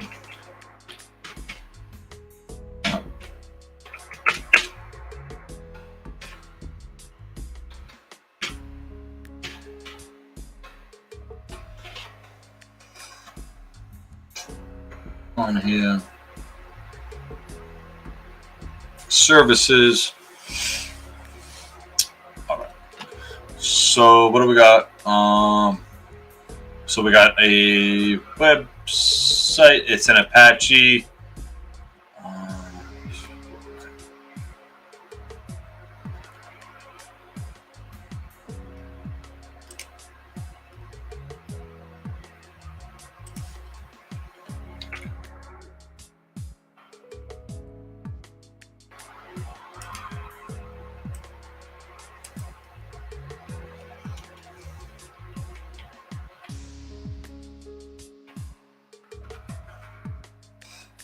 All right, and we have a login screen here.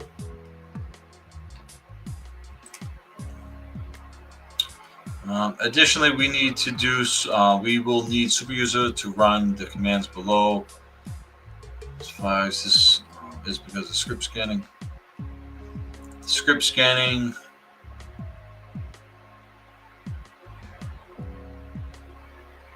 So we need to do. Let's do script scanning too on it.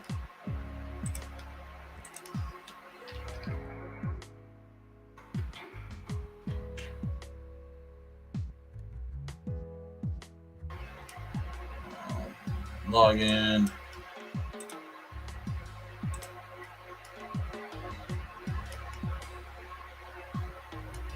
One IP address.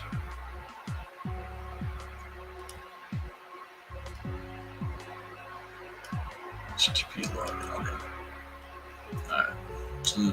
So scripts just it came back with just very similar information that we got from the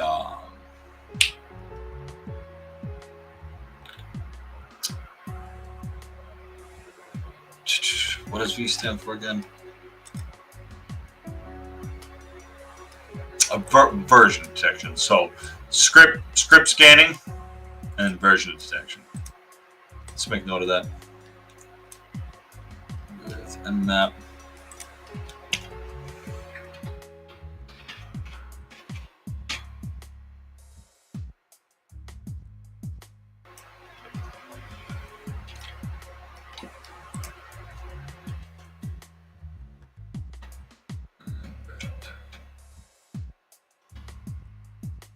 I'm going to share these with the GIS guys, and I'll make sure I put those in the comments too.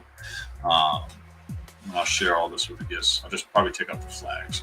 I don't think the flags even matter. Flags change all the time. I could probably tell you. Okay. Yeah. So here's the explanation for the argument command here for mmap. For scripts, performs a script scan using default sets of scripts. It's equivalent to scripts equals default. Some of the scripts in the category are considered too intrusive and should not be ran against a target known without permission. So this is one that you don't want to do without permission. Enables version detection, which will detect what version are running on what. So obviously, you don't want to run a script scan without permission. It's very intrusive. Okay.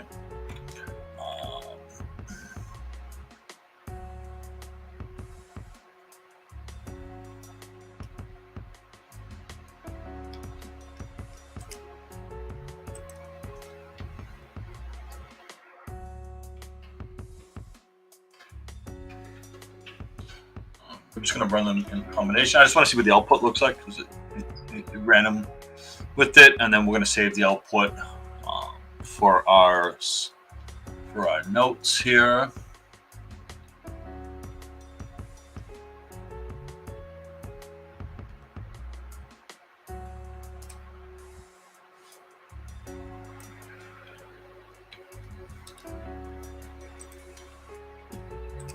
Let's save notes, guys. Good. All right. The only port we detect is port 80 TCP, which is running Apache HTTPD on the server version 2.4.38, which we've detected. Yep, Debian Apache HTTPD. Apache HTTP server is a free and open source application that runs web pages on either physical or virtual web servers. It is one of the most popular HTTP servers and is usually runs on standard HTTP ports such as 80 and port 443 TCP, and alternately on HTTP ports such as 8080 or 8000 TCP. HTTP stands for Hypertext Transfer Protocol, and it is an application layer protocol used for transmitting hypermedia documents such as HTTPL, which is hypertext markup language. It's pretty much what makes up any web page and whatnot. Just save some of this info quickie because I know we're going to get questioned on it.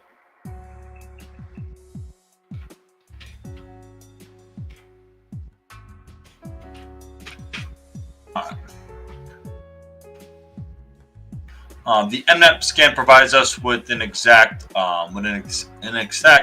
version of the Apache HTTP service, which is 2.4.38. Usually, a good idea would be to search. Music's still good. Everybody's still enjoying the music. Yep.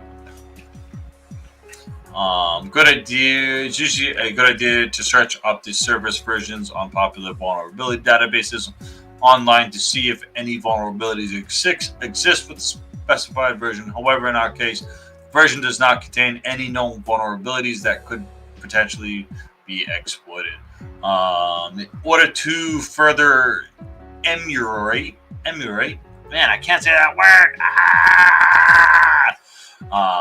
The service running on port 80, we can navigate directly to the IP address of the targeted on the web browser inside our phone box. So we already did. Note that starting from below, we will be exploiting the concept of brute forcing different directories to include emulation phase, which will not help us exploit the target, and is considered an optional but good to know step. This section is considered optional for tier 0, but represents a valuable step in the assessment process. Okay, if you would like to skip it, you could scroll down to the foothold section. Absolutely not. We are doing it to the end. To the end. This will probably be the last lab though of today. I'll probably be on streaming later, maybe doing some gaming later with the fam. I would love to do that. But this after this lab though, I'll have to just cut to get dinner started for the fam. You know how it is with the fam.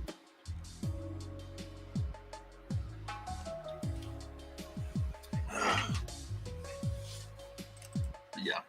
Okay. Yep. Login form. The form. It's just telling us to log in to get to it, which we already at. And the login form are used to authenticate users to give up their access to restricted parts of the web page, depending on the privilege level associated with the input username. Since we are not aware of any specific credentials that we could log in, we will check if there's any other directories or pages useful for us in the infrastructure. In any ways, consider a good practice to fully immersiate the target before we target a specific vulnerability we are aware of, such as a SQL injection vulnerability. In this case, we need the whole picture to ensure that we are not missing anything and fall into a rabbit hole, which could quickly become frustrating. Think of the web page directly as a web web folders. Okay. Excuse me, s'il vous plaît. Whereas other resources and relevant files are stored and organized, such as pages, login forms, administration login forms, images, and configuration file storage, such as CSS, JavaScript, PHP, and more. Some of these resources are linked directly from the landing page or of the web pages. We are accustomed to as such home about contract register and login pages. My headphones.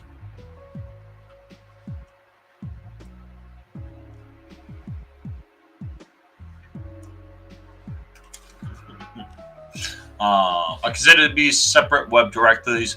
When navigated to these pages, the URL addresses at the top of our browsers will change depending on our current location. For example, if we navigate from the home page to the contact page of our website, the URL changes as follows. So we have home page, contact, So what I'm going to guess is we're going to try to go through some of the most common ones. Some pages might be nested in others, which means that the directories from one page could be found in a bigger directories containing the previous page. Let us take a forgot password page. For this example, these are usually found under the login directory because you can get redirected to it from the login form if you forgot your password. Login page, login, forget. So okay, login forgot.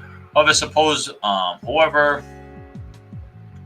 the button links to desired directories are not provided. In that case, because directories we are not looking for either contain sensitive materials or simply resources for the website to load images and videos, we can provide the names of those directories of web pages in the same browser URL. You feel to see if you load anything. Your web browser by itself will not block access to the directory simply because there is no link button on the web page for them. The web administration will need to make sure directories contain sensitive information are properly secured so that users cannot just simply manually navigate to them. So it's pretty much stating that just because you don't see the link for it on a clickable HTML page doesn't mean it might not exist, you know? And that's pretty much the super potatoes of that. I'm gonna shut this stuff down to you guys while we're finishing up our talky talk here.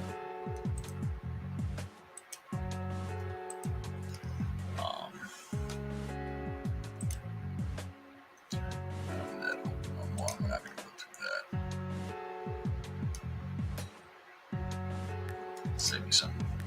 Save me some web browsers. Save me some rammies. Save me some rams when I need them. Oh, hold on 1 second. I'm gonna go to the bathroom.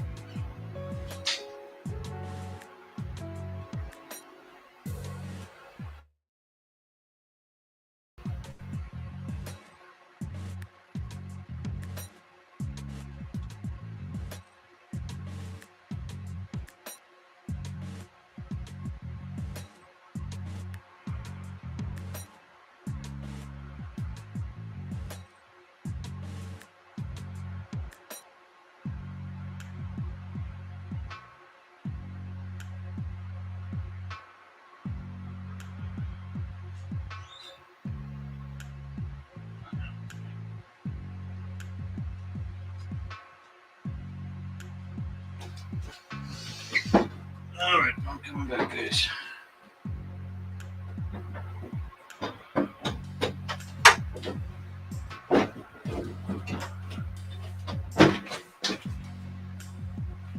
All right, I'm coming back. Oh, sorry.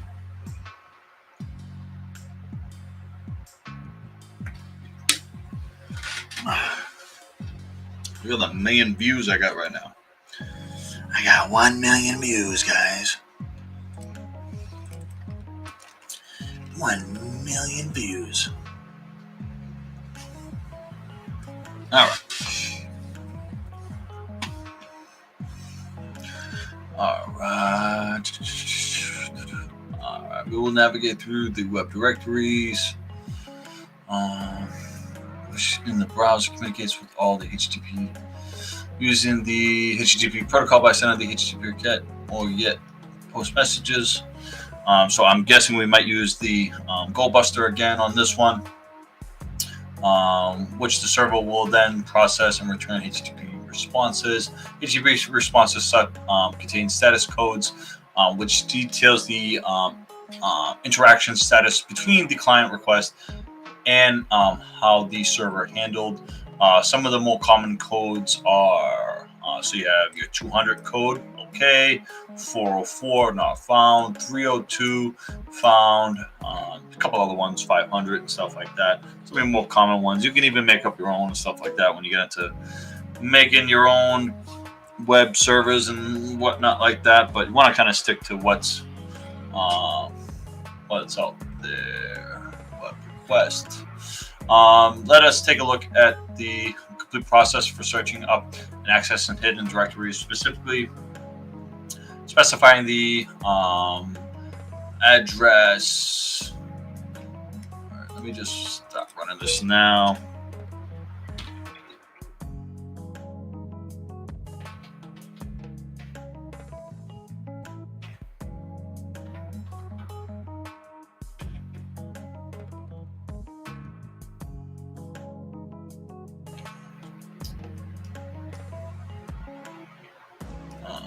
What was it?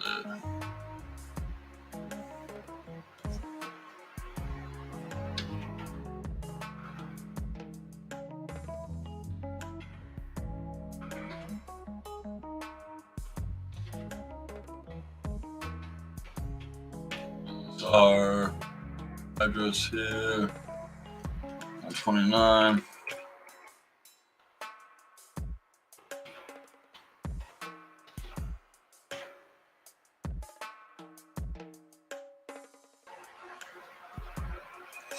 All right, so you can see we got back quite a bit too. So we have all these right here. We have .hta, .hta access, HT password, CSS fonts, images, index, PHP, JS, server status, and vendor. Okay. Yep. And these two cases above are brute forcing, the same attack. Brute force attack, submitting data provided through specified made lists and vulnerable known as word lists. So that's pretty much what we just used. Is an attempt to guess the correct input for it to be validated and access to be gained. Applying the brute force attack method to web directories and resources with a such tool will inject the vulnerable variables from the word list one by one, and consequence request to the HTTP server, and then read the HTTP response codes for each request to be seen if an accepted exit exists resource or not. In our case, the word list we will be using contains such standard directories such as images, scripts, logins. This is pretty much what we just did in that very last lab that we just did here. Same attack type comes into play for password brute forcing, submitting passwords from word list until we find the right one for a specific username. This method is prevalent to a low-skilled attacker due to its low complexity, with downsides being noisy, meaning that it involves sending a large number of requests every second, so much that it becomes easily detectable by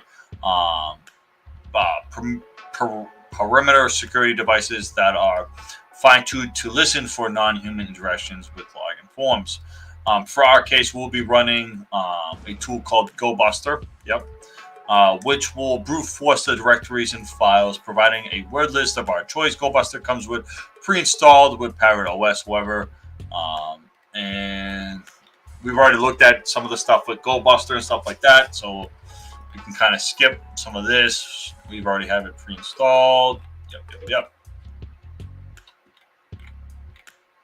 We've already looked at the commands with the flag, so the available commands will be using the dir. With the argument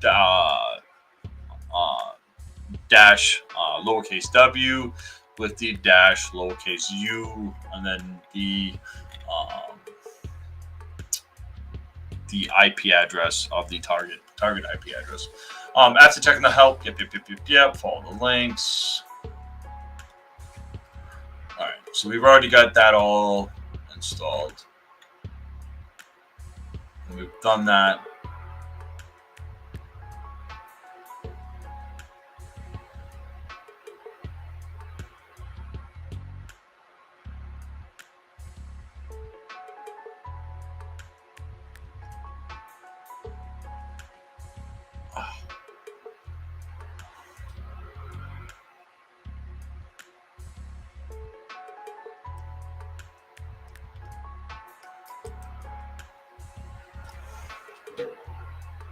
I already got it all. But it did get everything.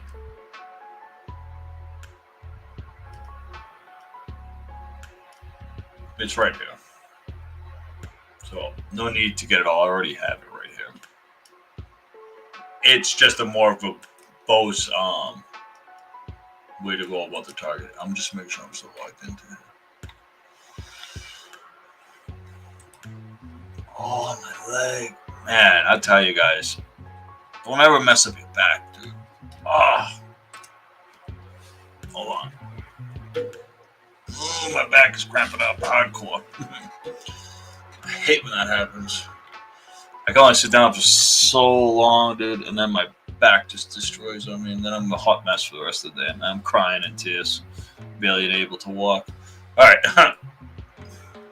After checking out the web directories, we have found no helpful information. The result present to us output represents default directories for most websites, and most of the times they do not contain files that could be exploitable or useful for the attacker in any way. However, it's still worth checking them because sometimes they can contain non-standard files placed there by mistake. So that's kind of what we're looking for. So the foothold. Since GoBuster did not find anything useful, we need to check for any default credentials or bypass the login page somehow. To check for the login credentials, we could type the most common combinations in the username and password fields, such as admin, guest, user, root, administrative password. After attempting all these combinations, we will still fail to be logged in. We could hypothetically use a tool to attempt brute force login attempt. However, that would take a lot of time, triggering security measures. The simplistic tactic would to test the login form from a possible SQL injection vulnerability. This vector has been described through hold on. My stupid hips, dude, are on fire right now. Ooh. Hold on.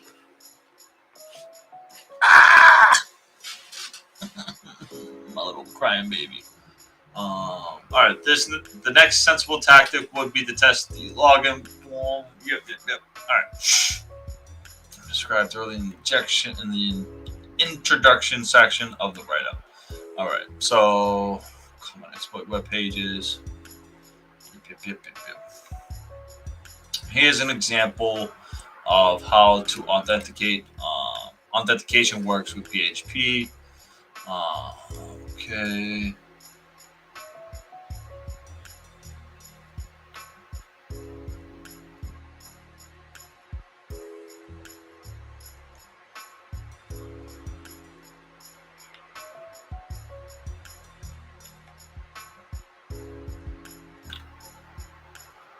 This must be just a PHP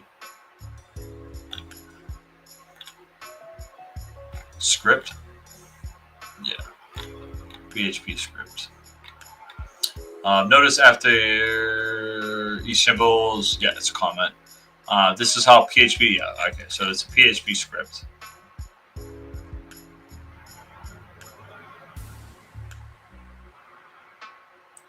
Variables.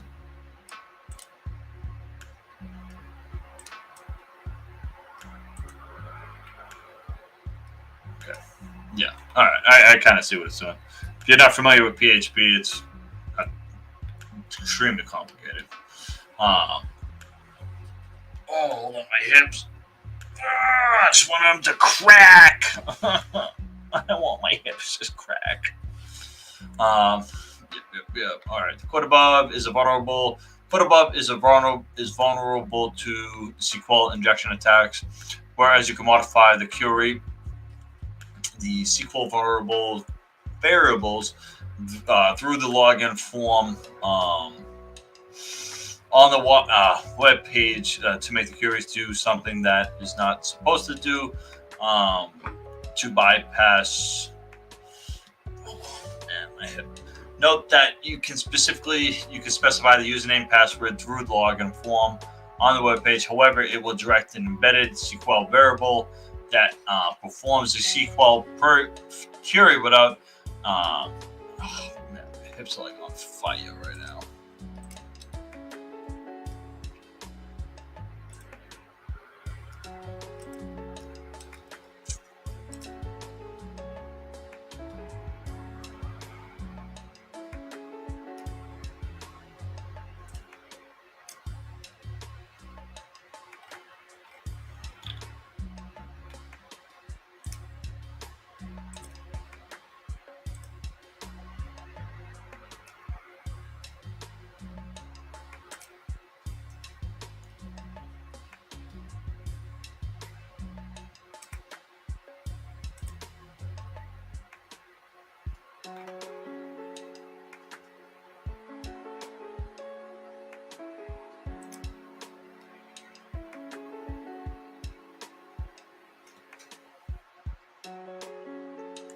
I'm just trying to look to see if there's any information in the actual web, inside the web, in the HTML.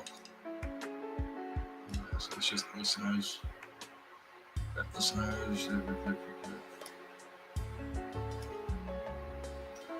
Let's go back to that.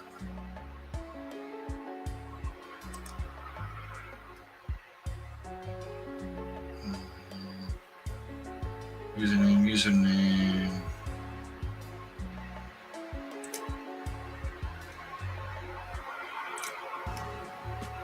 Doesn't do anything there.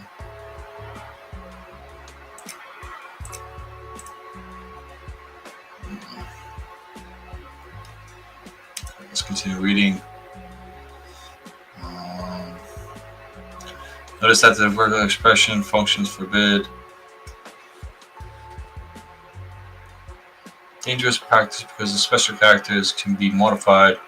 Queries, the pair of the single quotes are used to specify the exact data that needs to be received from the SQL database. While the hashtag symbols used to comment, therefore.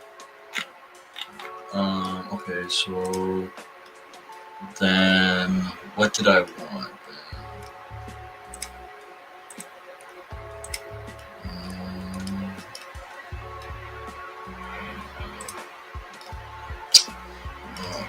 Make you smaller than anybody.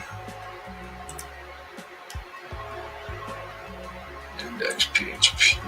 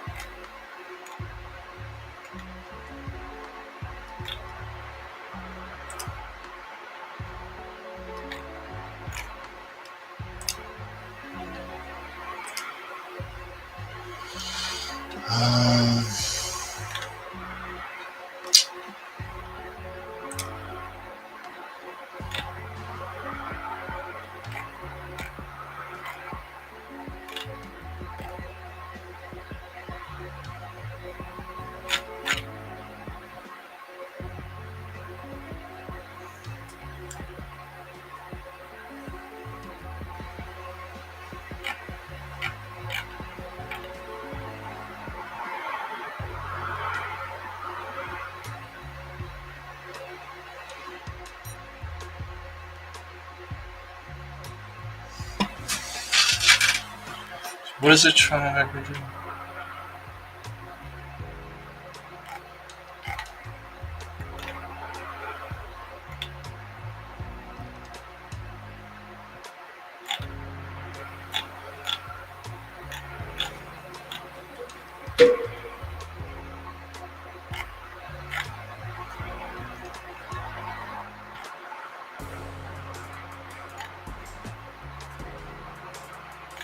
Where's it getting that from?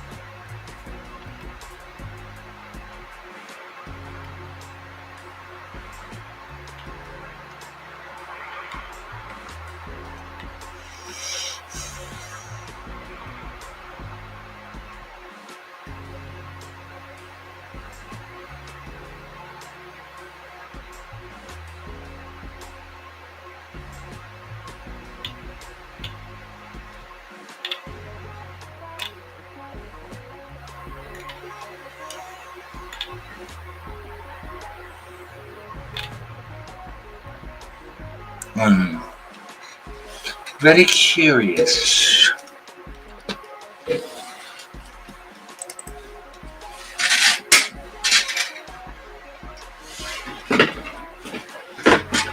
Come over here.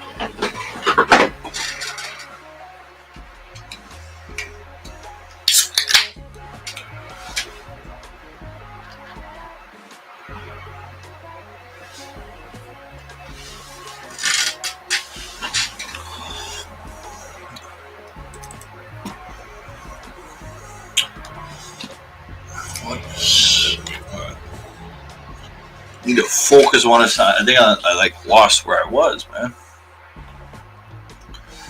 We go close to look at the Curie.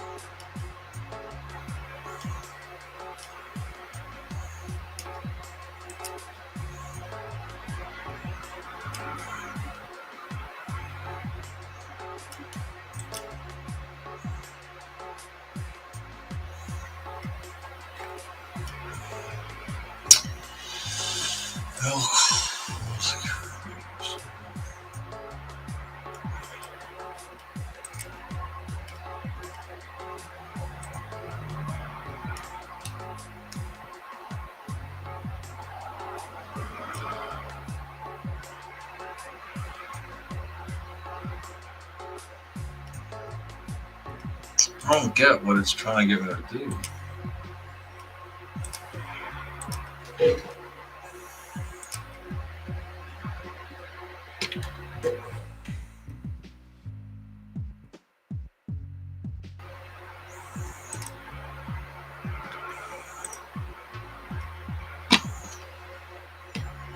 I don't get how that worked.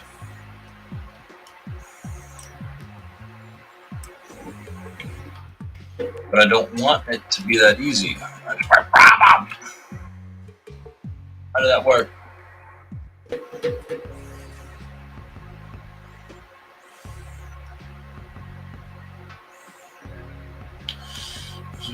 Password.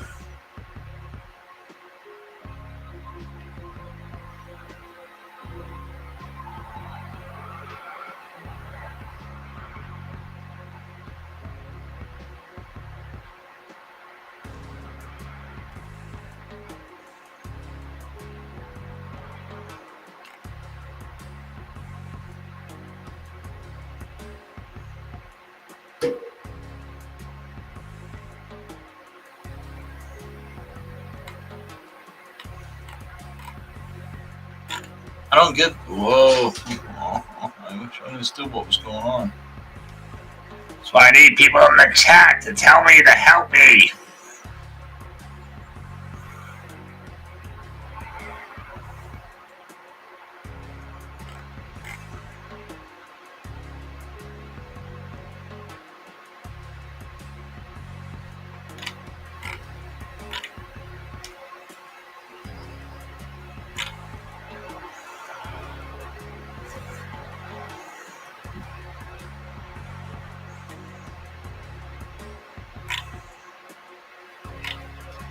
I don't get what just happened.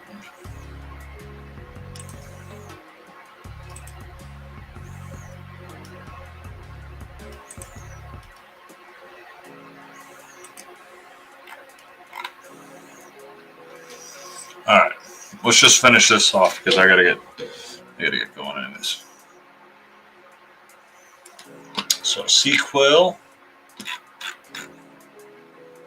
Why wasn't I taking notes?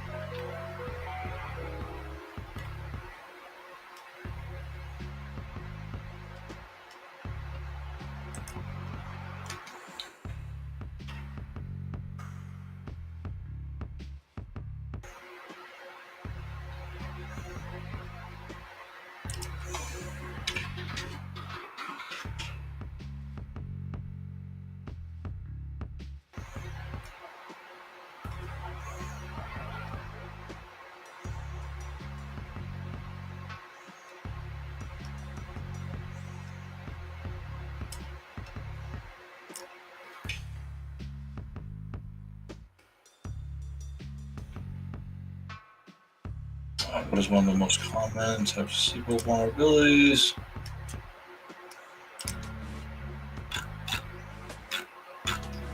Injection.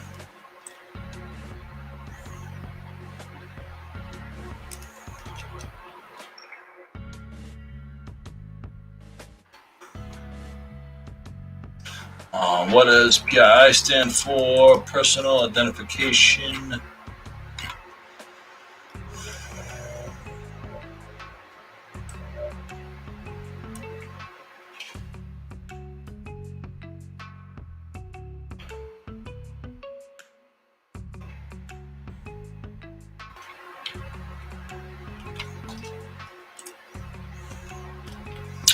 What does the OSWAP So what is the OSWAP top 10 list name? The classification of what is vulnerability?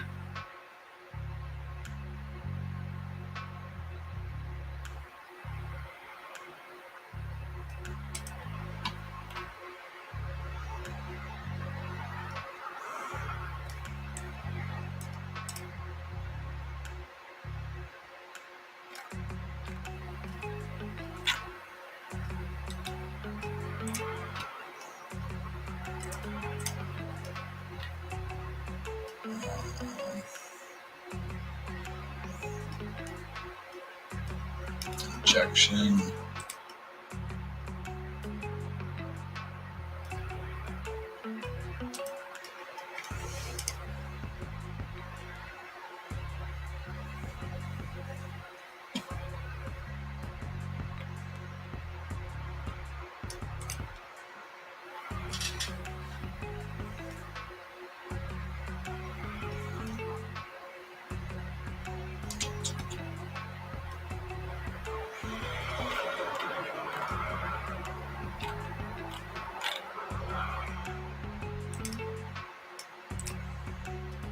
The hole is in third place.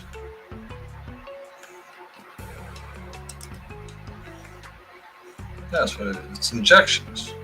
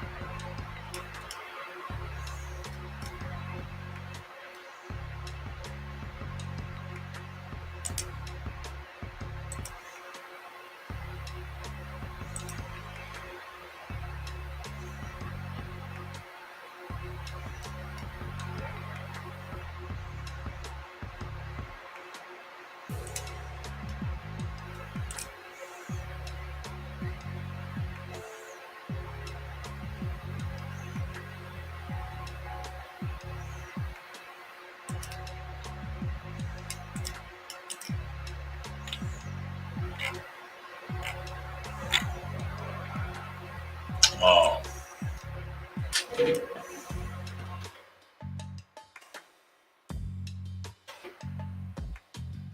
Use the entire name. What service and version? Let's code.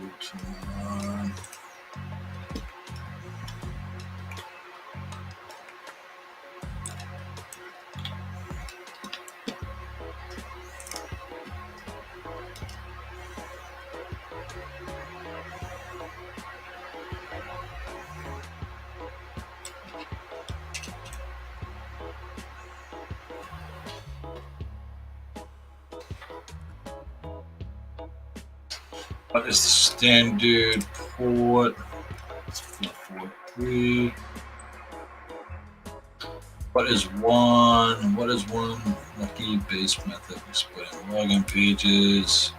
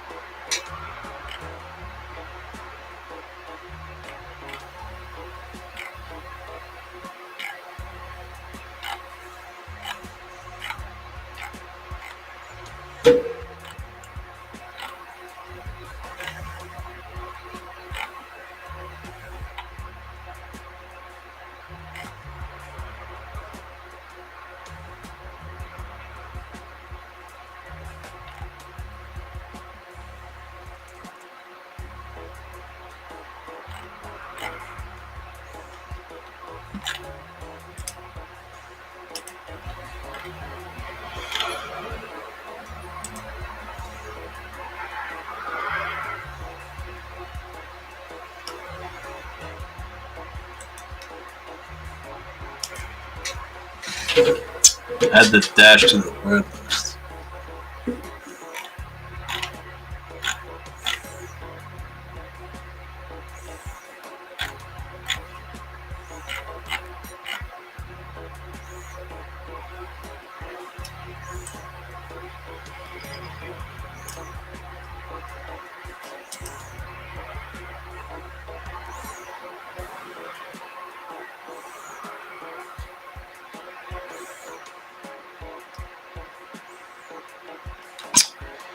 Oh, these questions are getting harder.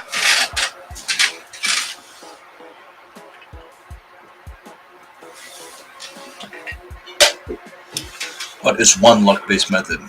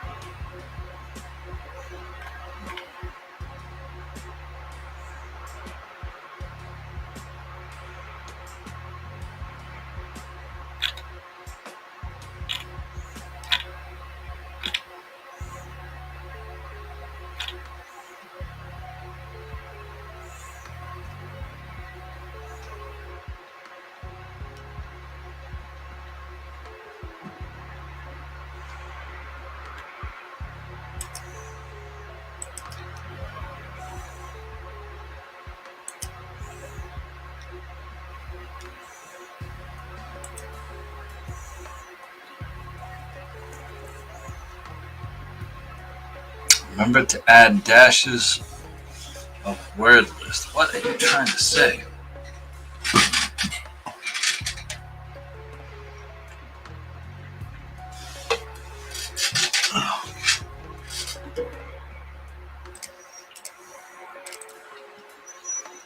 Man, I'm like so confused now.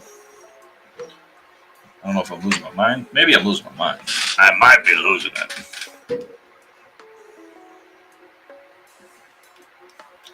Brute force. It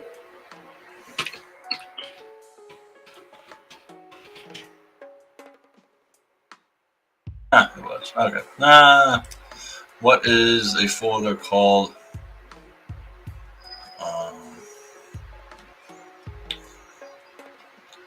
What is a folder called? Web place terminology.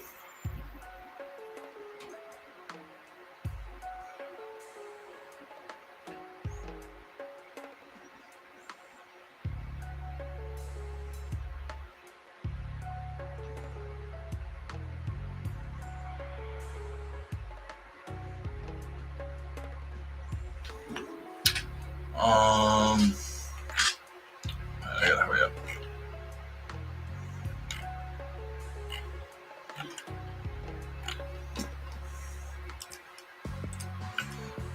Whenever I'm a bad employee, I get called to the director's office.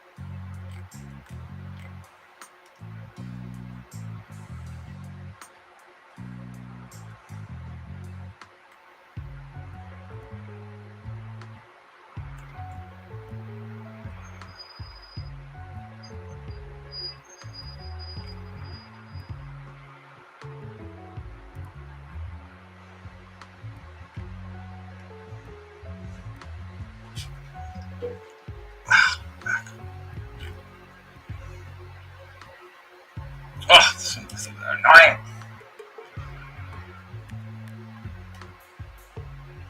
Web application.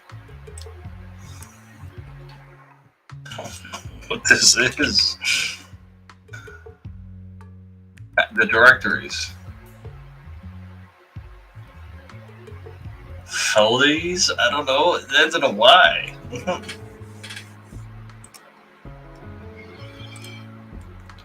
What is this?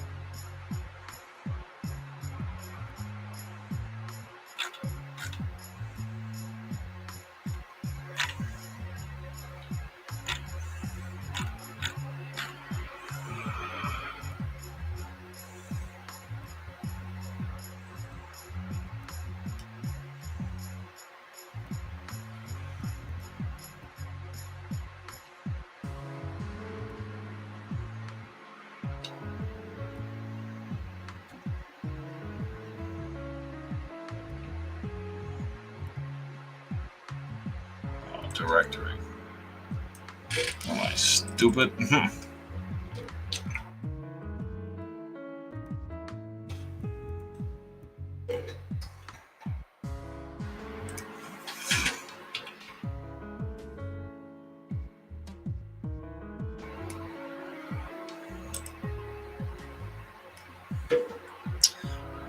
What switch we use?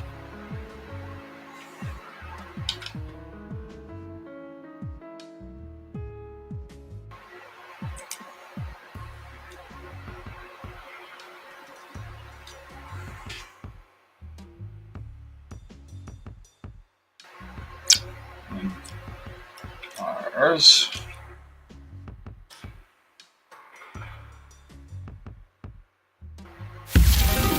Hey!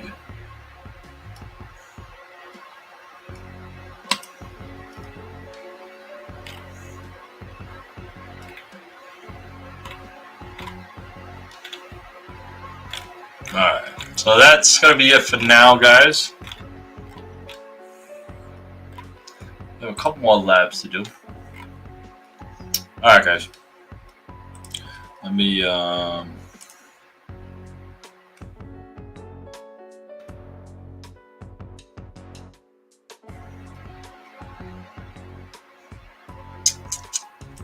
GitHub.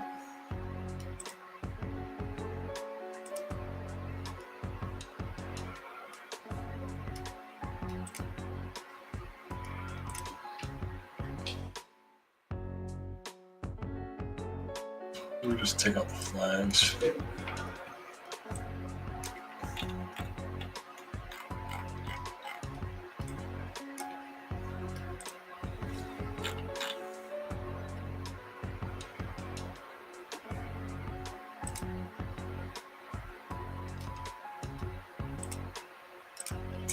Here, guys, here's the link to the GIST.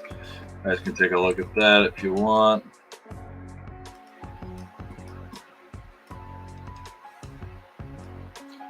All right, guys.